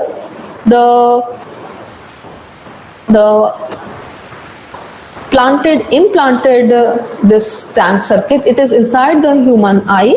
So whenever we are having change in, this is just like, whenever we are having, now we are using the external antenna that is used to provide the readout signal. The capacitance of capacitor varies according to IOP fluctuation. That in the LC tank circuit, we are using a capacitor. The capacitor is made, it is a parallel plate capacitor. So whenever we are having fluctuation in intraocular pressure, then the capacitance vary. The capacitor is designed as parallel plate capacitor whose bottom plate is fixed and top plate is made movable. So one plate is fixed, another is movable.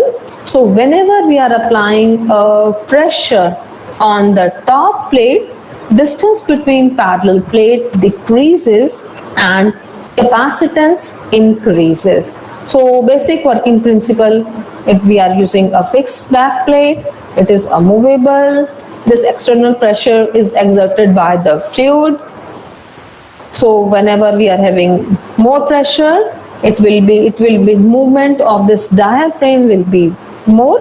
The distance between two parallel plate, it is reduced. We are using same principle. C is epsilon A by D. So that will give me more capacitance. So this capacitance is connected with inductor. This is acting as a antenna. Okay. So this is the second inductor which is placed in the spectacles. Okay. So we are having output given by this, and this tank circuit generated signal that is transmitted to the circuit output circuitry, and the signal which is received, that is corresponding to the frequency of LC circuit. Okay. So when we are designing this capacitor diaphragm, so in that case generally we are using clamped diaphragm, or we can use a slotted diaphragm. Okay. So generally we are using a clamped diaphragm as a top plate with all the edges fixed. So we have simulated this using your COMSOL multiphysics, and we have used polysilicon diaphragm with clamp diaphragm, and it is studied to sense the pressure range from 0 to 8 kilopascal.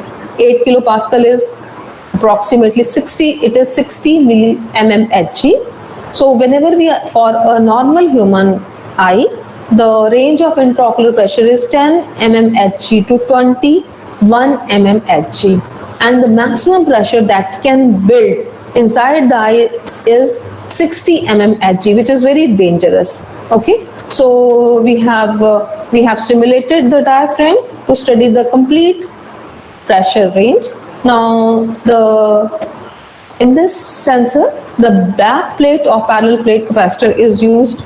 We have used metal gold, and the specification of this capacitive sensor is the side length of this diaphragm is 550 micrometer, thickness 4 micrometer, back plate thickness, and distance between the two parallel plate is 50 micrometer.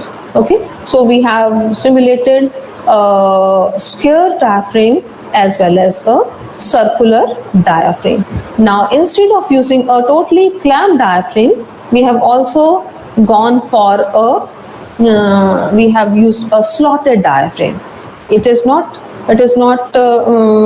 connected from all the direction, but we have provided the slot. So we have used this 4 slotted, we have used 8 slotted square diaphragm as well as circular diaphragm.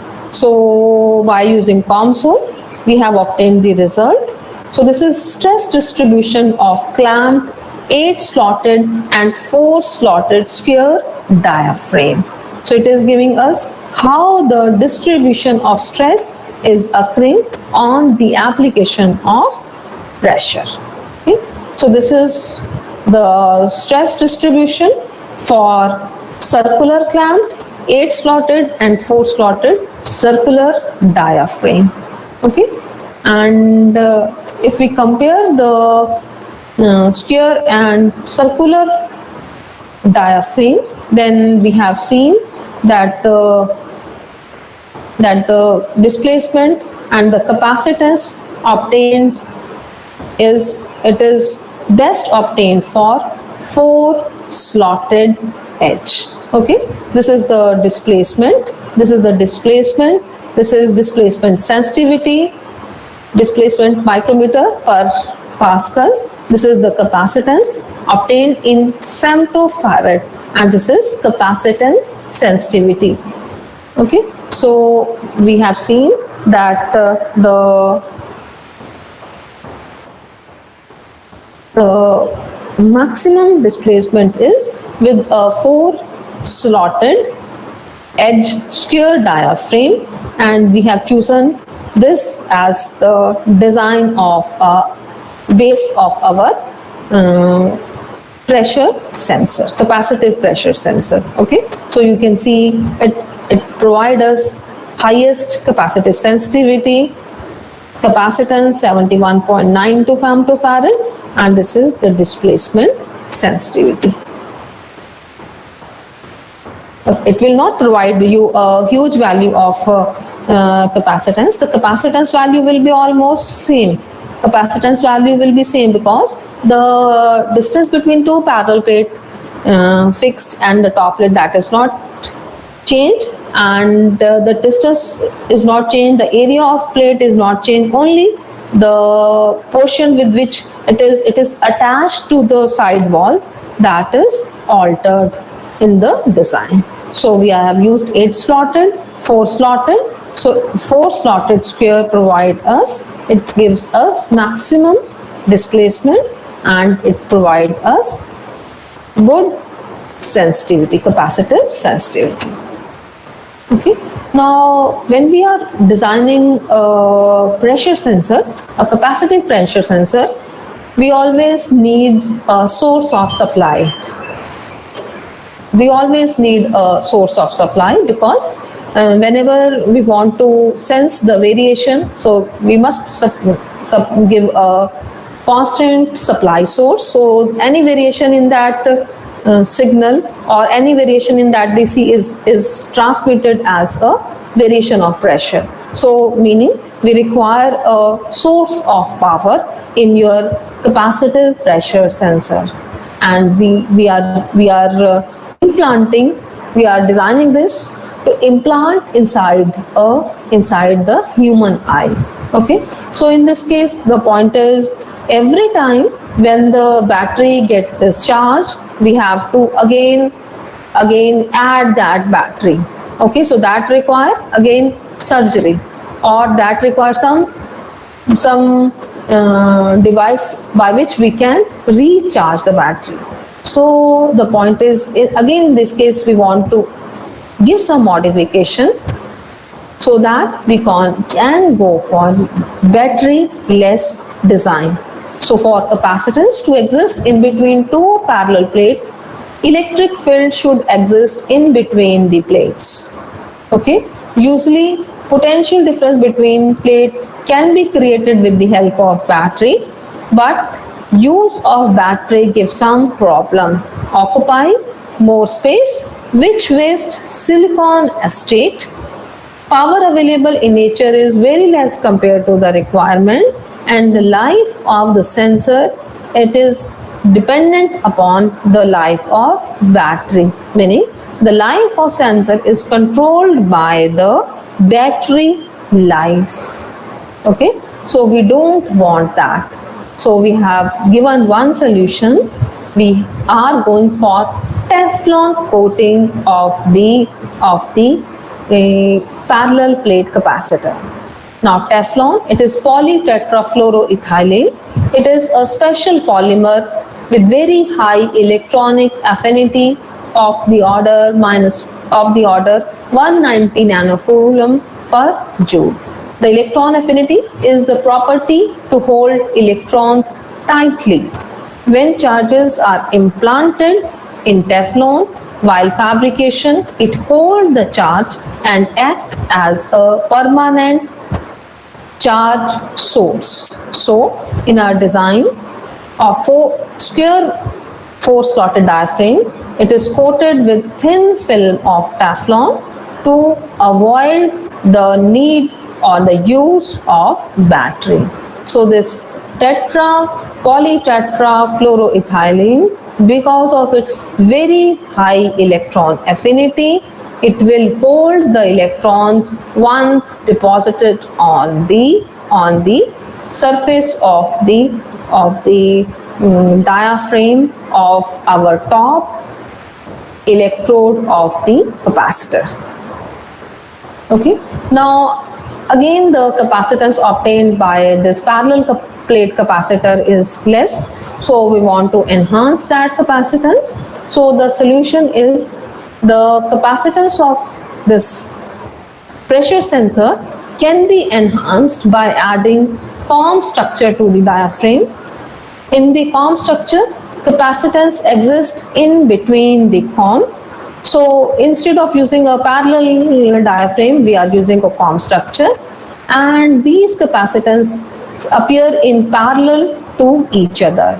Okay, so some capacitance get added in parallel and overall capacitance value get enhanced. So we are using one structure is fixed COM and another is a movable structure, and by the use of this COM structure we are able to get improved value of capacitance as well as improved.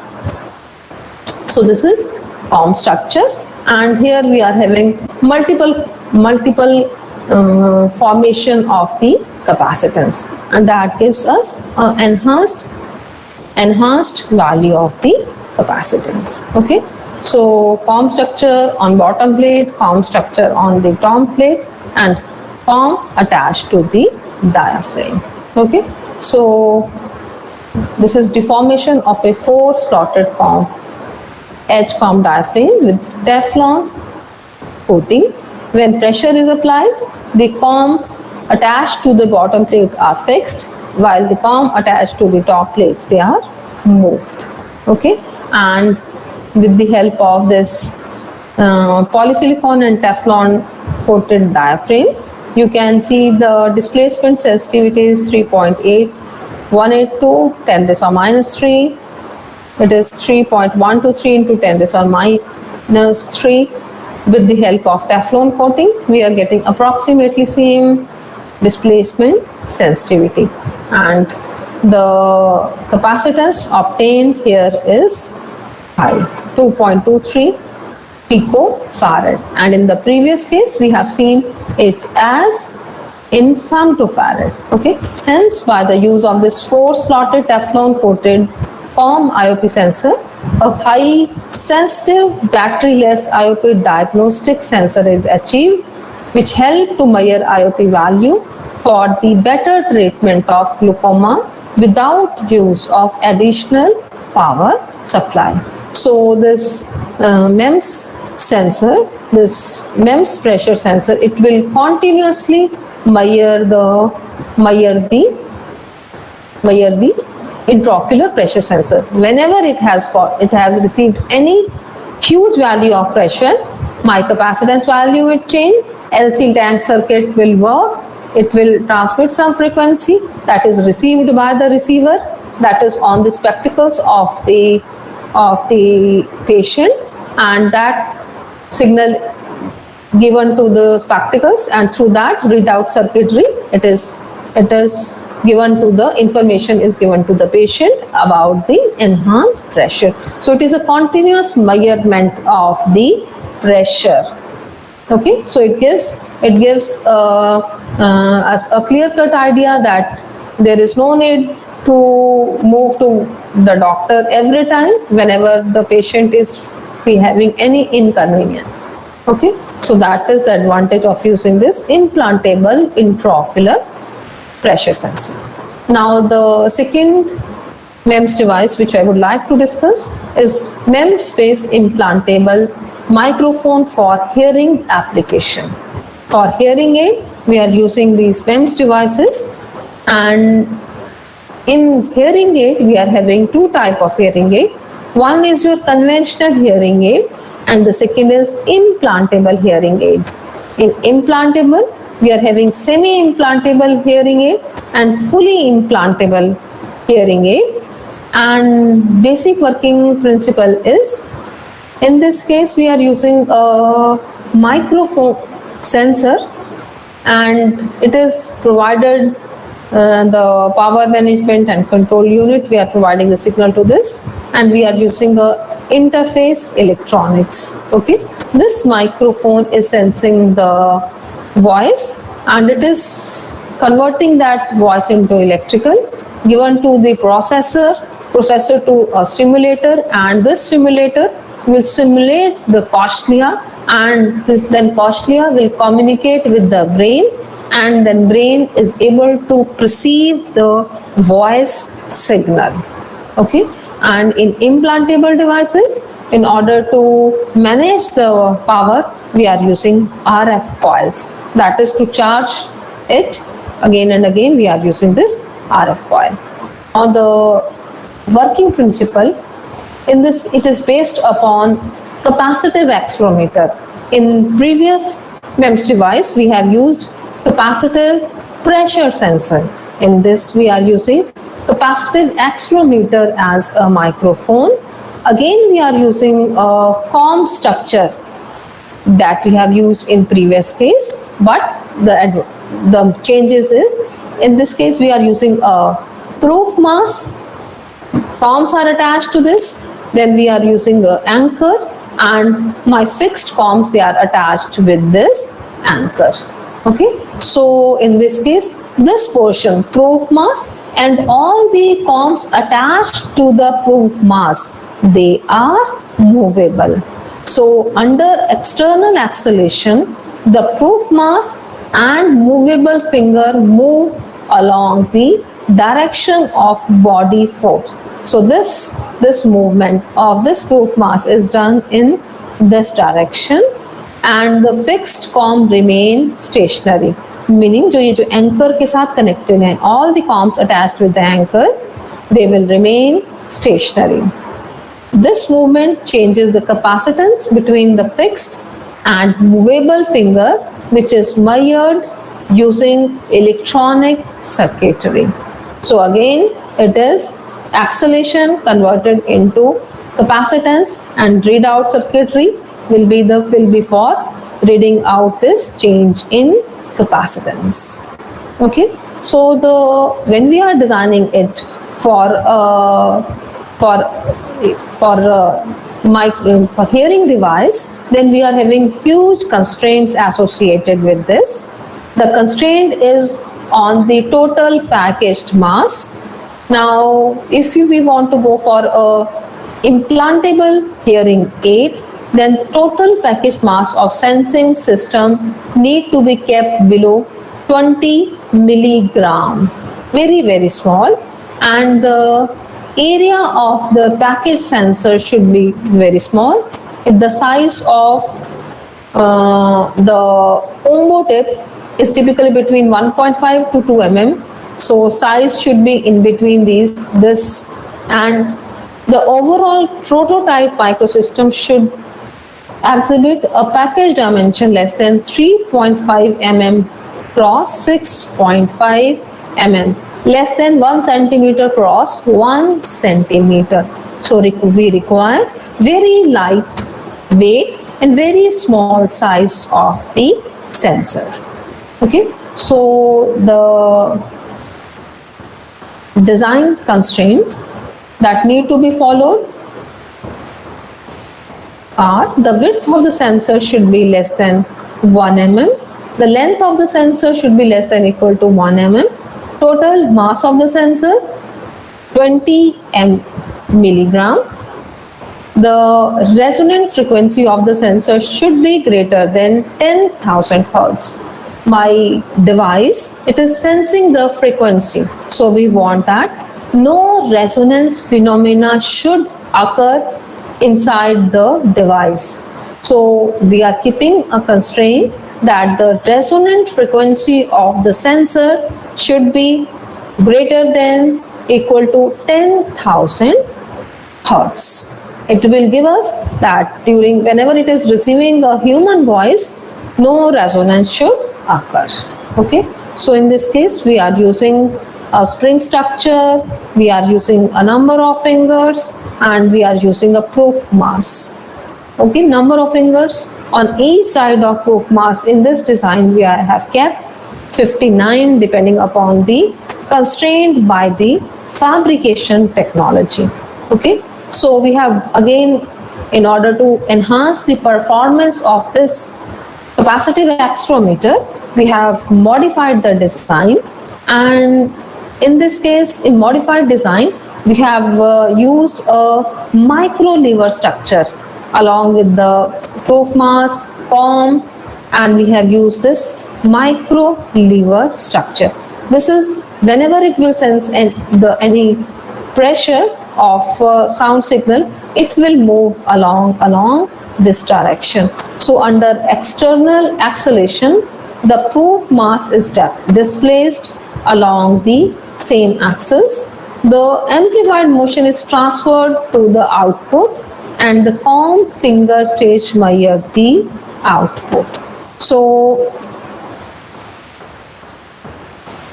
in this case, how we are placing it, this whole structure is placed inside the human ear. In human ear, we are having a bone known as umbo. Now this umbo will vibrate, or it will respond as per the human voice, or as per a voice signal, it will vibrate, it accelerate. So what we are proposing, the structure which we are using, that is implanted on umbo. Umbo is a bone inside the human ear.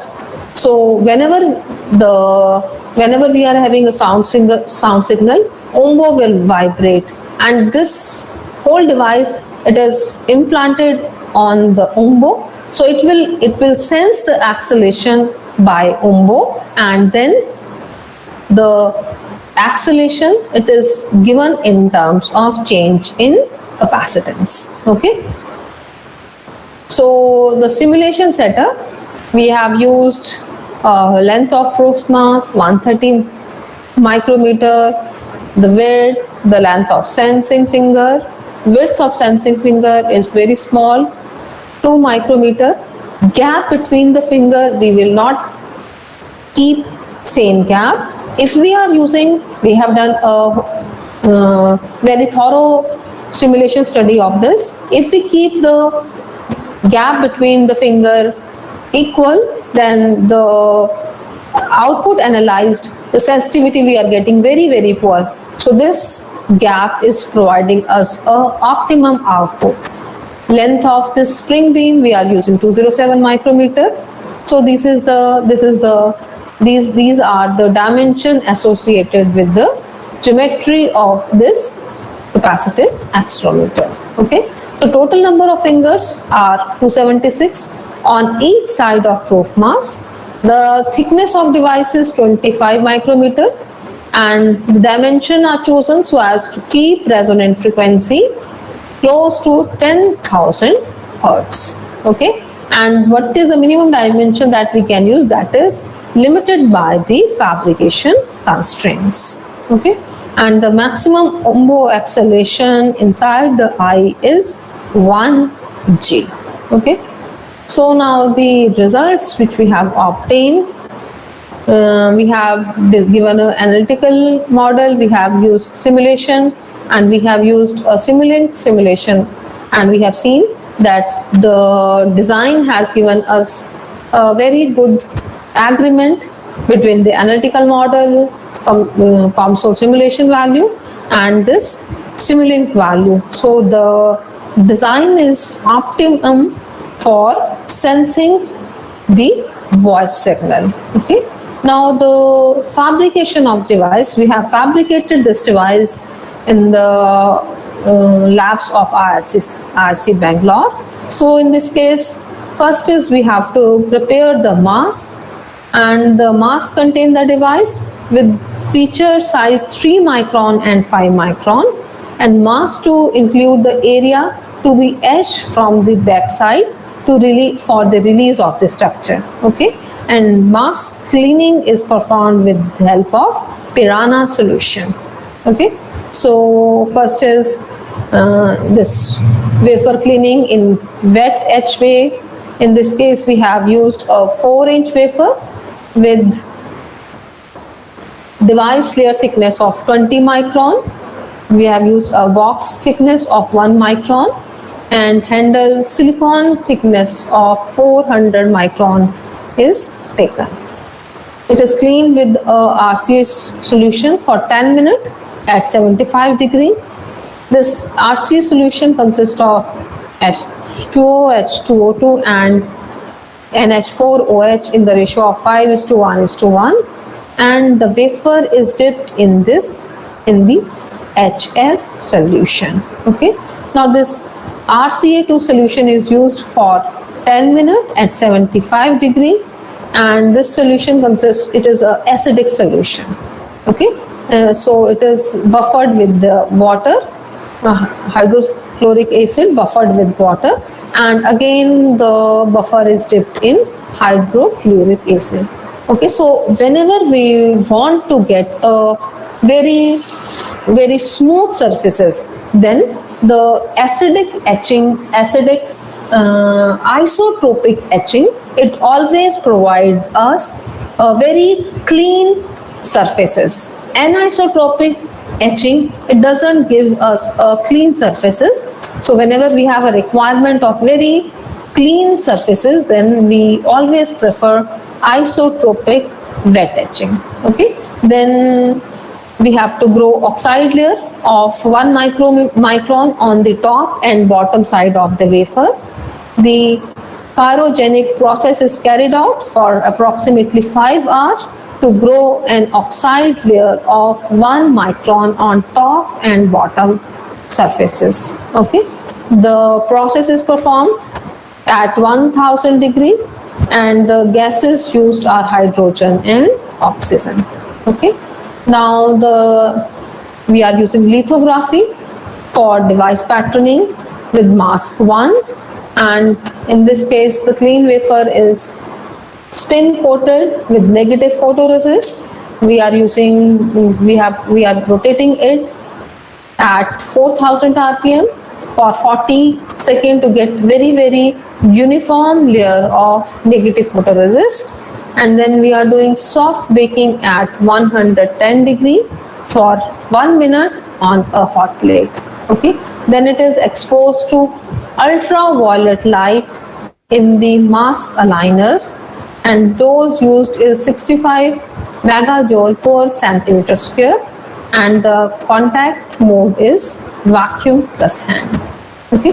Then post-expose baking is also carried out for 1 minute at 110 degree, and the patterns are developed using MF26A developer. Okay, and then wafer is hard baked for a duration of 3 minutes. Okay, then we are doing this reactive ion etching for 1 micron oxide etch. Okay, so reactive ion etching tool is used to etch 1 micron thermal oxide on the top with CHF3 gas, and the process is carried out for 7 minutes. Okay. So this is to get a window in thermally grown oxide. Then we are doing this deep reactive ion etching for 20 minutes to etch silicon. So in this case, various pressure used and various power used for doing this. This silicon etching is used, and we are using during this process, we are using your helium gas, your C4F8, we are using silicon, sulfur hexafluoride. So we have to adopt this dry reactive ion etching for the etching of silicon. Okay. So after 1 minute of this dry reactive ion etching of silicon, we are getting surfaces like this. So this is after 3 minutes, after 5 minutes, and after 7 minutes, we are getting a clean forms. Okay. So after that, we have to go for the photoresist removal and cleaning, and the photoresist is easily removed by immersing the wafer in isopropyl alcohol and acetone, and then cleaning with deionized water and drying with nitrogen is done. Okay, this reactive ion etching done for the removal of thermal oxide layer is done, and we are doing this process to remove the remaining thermal oxide layer. Okay, then lithography for metal contact with mask 1. The clean wafer is spin coated with positive photoresist. The wafer is rotated at 4000 rpm for 40 seconds, and soft bake and all that process is done.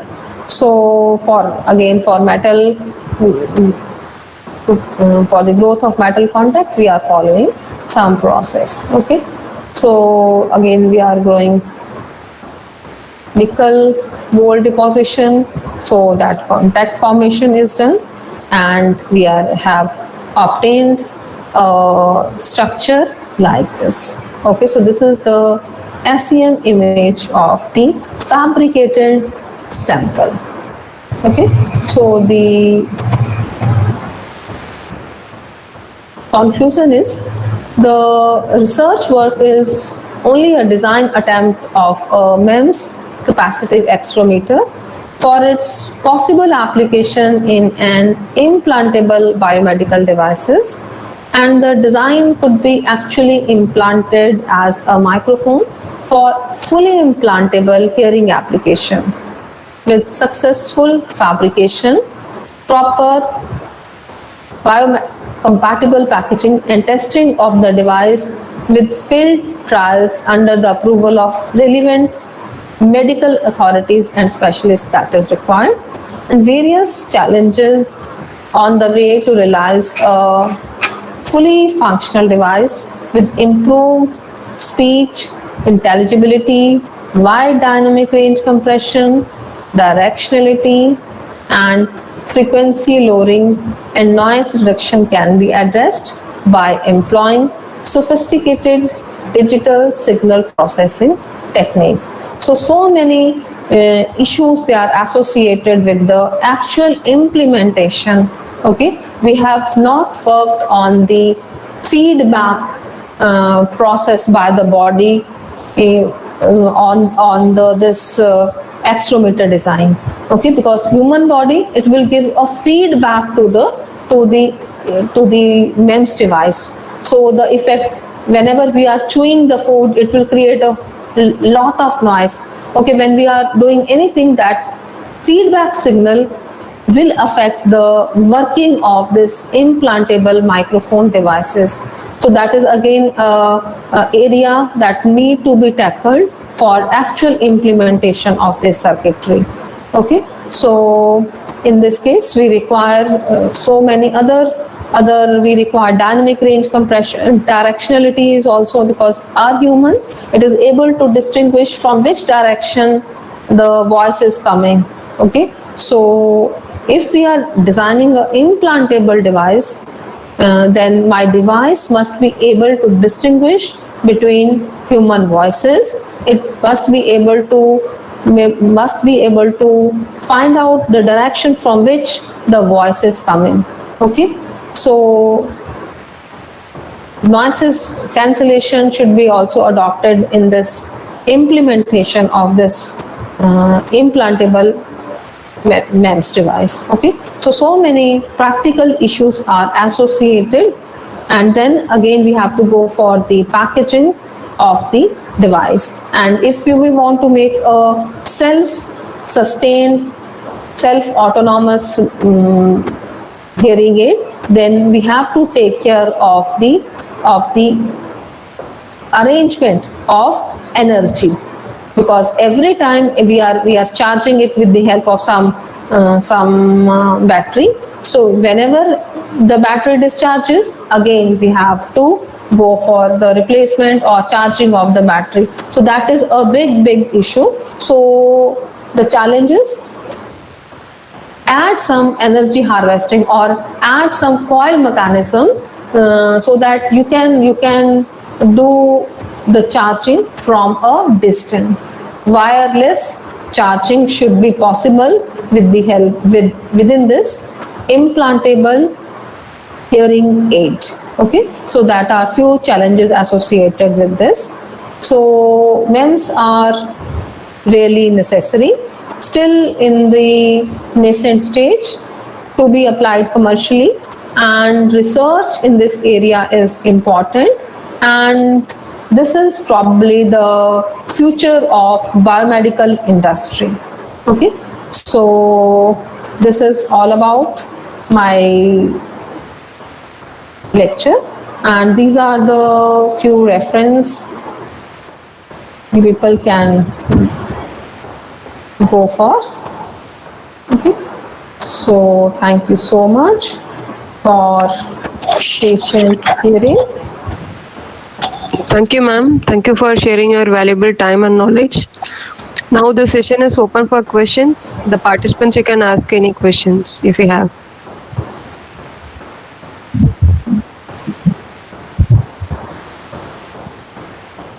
So dear participant, this biomedical area is very interesting. Biomedical MEMS devices area is very interesting, and it is very challenging also.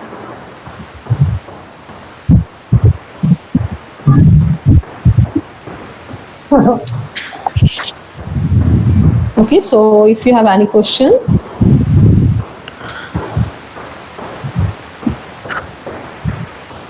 Is there any question from the participants? Hello. Yes. Yes. Hello, ma'am. So your presentation was really good. So related to the looking into the growing opportunities in the areas of MEMS, in India, apart from IAC, is there any way like how we can go for doing this microfabrication, or just we end up with doing the simulation of the devices? How do we go about, ma'am? Like, opportunities are very less as I see. Yes. For fabrication of the devices. So you should be really lucky, to have to go there, and it's like an opportunity given. So sometimes will not be given also. Yes, So it's because very without fabrication, it is only simulation, and simulation results, they are meaning you keep on doing, give this input, you will get, certainly you will get a output.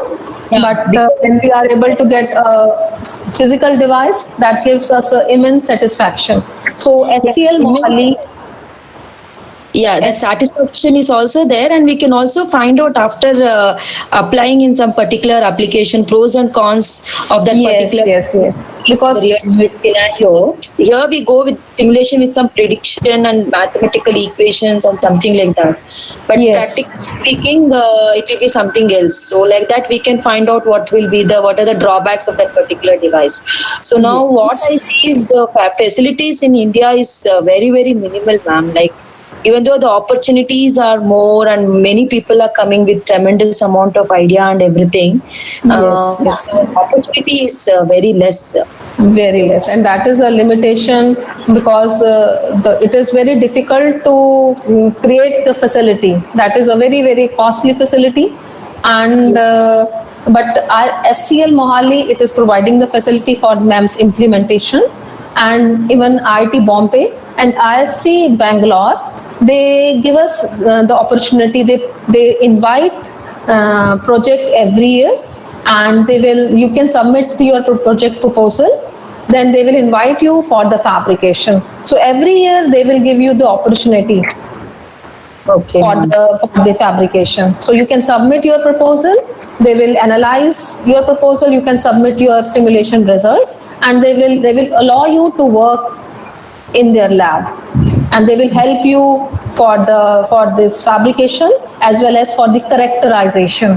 Then also packaging facility is also there, so they can provide, they are offering full support for the complete fabrication. Fabrication. Okay, so you can look for whenever they are giving this, whenever they are inviting the project proposal. Okay. Ma'am, are you talking about this INUP program? Yeah, INUP. Yes. Okay, ma'am. Yes. Okay, ma'am. So that is a facility for us. Yes. Yeah. I have also heard. So in INUP program, so you can submit your proposal. Proposal. For have any device to fabricate in micro. Yes, and depending upon, because whatever we are simulating, that is very small dimension, but that is not actually fabricable at there. So they will give you the limitation that we cannot go for this small dimension. You have to increase the size of the comp to 3 micrometer or 5 micrometer. Earlier we have given them idea with very small comp structure, but they have refused us that they cannot fabricate this. Go for these dimension, then we have again modified our structure depending upon their facility, and then we are able to fabricate the structure. Okay, ma'am. Thank you, ma'am. Any other questions from the participants? Yes, ma'am. Good afternoon, ma'am. Good afternoon. Yes, ma'am. I'm a research scholar and I have a question. Yes. Ma'am, like we have a different number of simulation softwares with us where we can simulate any of our like system what we are designing. So how will we decide that which one is better for our simulation? Like each one of the software is having its own properties. So how will we decide for which software it will be better? Like our simulation will work better. Okay. So that is all these simulation software, COMSOL, they are based upon finite element method or all those methods. So first search which what is the base of your device. Okay. Second, find out the limitation of that software. Okay. What is the minimum dimension that you can simulate with that software? Okay. Okay. Okay. Any other questions? Hello, Design. ma'am. Yes. Yeah, is there any like all these MEMS sensors or actuators which can be integrated with flexible electronics together? Software. Not software, ma'am. Like maybe the fabrication of the micro sensors or actuator along with integrated circuit. Maybe the the flexible electronics on which flexible electronics, meaning you are using polymers for that. Na? Flexible electronics devices they are made up of the polymer materials. Okay, so you want a fabrication facility where they are using polymer as a material, na? Yes, ma'am. Yes, ma'am. So okay. So that I'm not sure which fab house is giving you that facility. Okay, so I'm not aware about. Okay, so it's No, is there any no, product I'm not sure about. where the integration of this MEMS devices are happening with the flexible electronics? MEMS devices with the yes, it is there. Yes, it is. Your wearable this medical diagnostic devices. Yeah. They require this they are integration of MEMS as well as flexible electronics devices. Okay, then the flexible screens. Nowadays we are having a term known as a flexible screen. You can bend that and your screen will also move.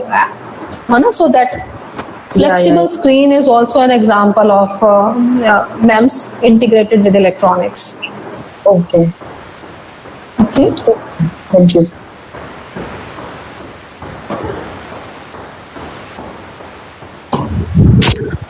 Any other questions?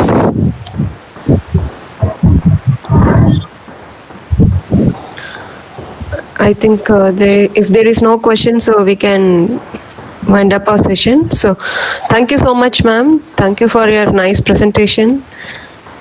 Thank you so much. It's a pleasure to have you. Okay. Yeah, thank you all the participants. Thank you, ma'am. So thank you, Satya. I pronounce your name properly, Satya. It's Satya, ma'am. Yeah, But okay, here Satya. everyone pronounces as Satya. So Okay, Satya. So thank you so much. And thank you for organizing such type of courses and giving us the opportunity. Okay. So Thank I you, will ma'am. take your leave. Thank you so much. Okay, Sure, ma'am. bye-bye. Thank you. Bye. Thank you. Bye.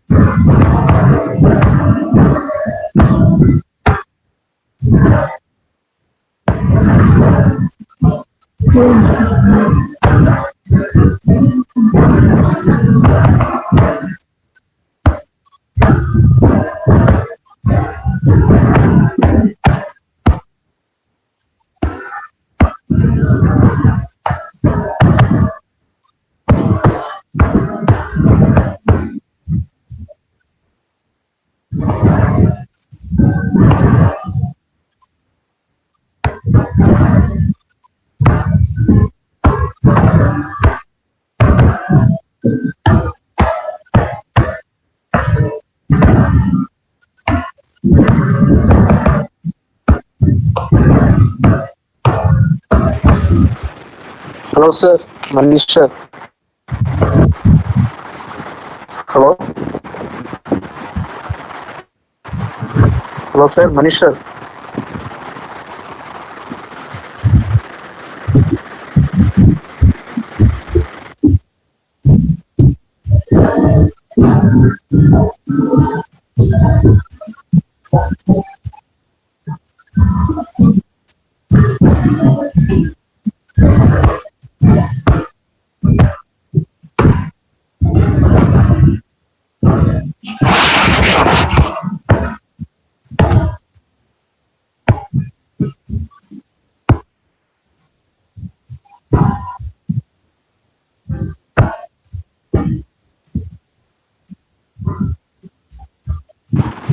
Hello, sir. Manish, sir. Hello. Yes, बोलिए. Sir, morning session link is not accepting, sir. ये madam से मांगिए, मैं coordinator नहीं हूँ, मेरे पास link थी जो मैं तुम्हें आपको भेजती थी. So, okay, sir, but it's not accepting. No longer accepting responses. It will show the message. Coordinator ma'am से मांगिए आपको link. Actually, morning I'm not able to connect in Google Meet, sir. That actually I'm in YouTube morning session. I will. Hello. Okay आप coordinator ma'am से बात कीजिए, वो देंगे आपको link. दोबारा उसको एक्टिव करेंगे, उन्होंने वहाँ से डीएक्टिव कर दिया है लिंक को. Okay, sir. Please send the proper link, sir. Morning session link. Proper link थी वो जो हमने इसी से फॉर्म भी आप भरा था, हमने भी. But ये ओके बोलिए. sir, okay. Tell me, sir. Tell me. Okay.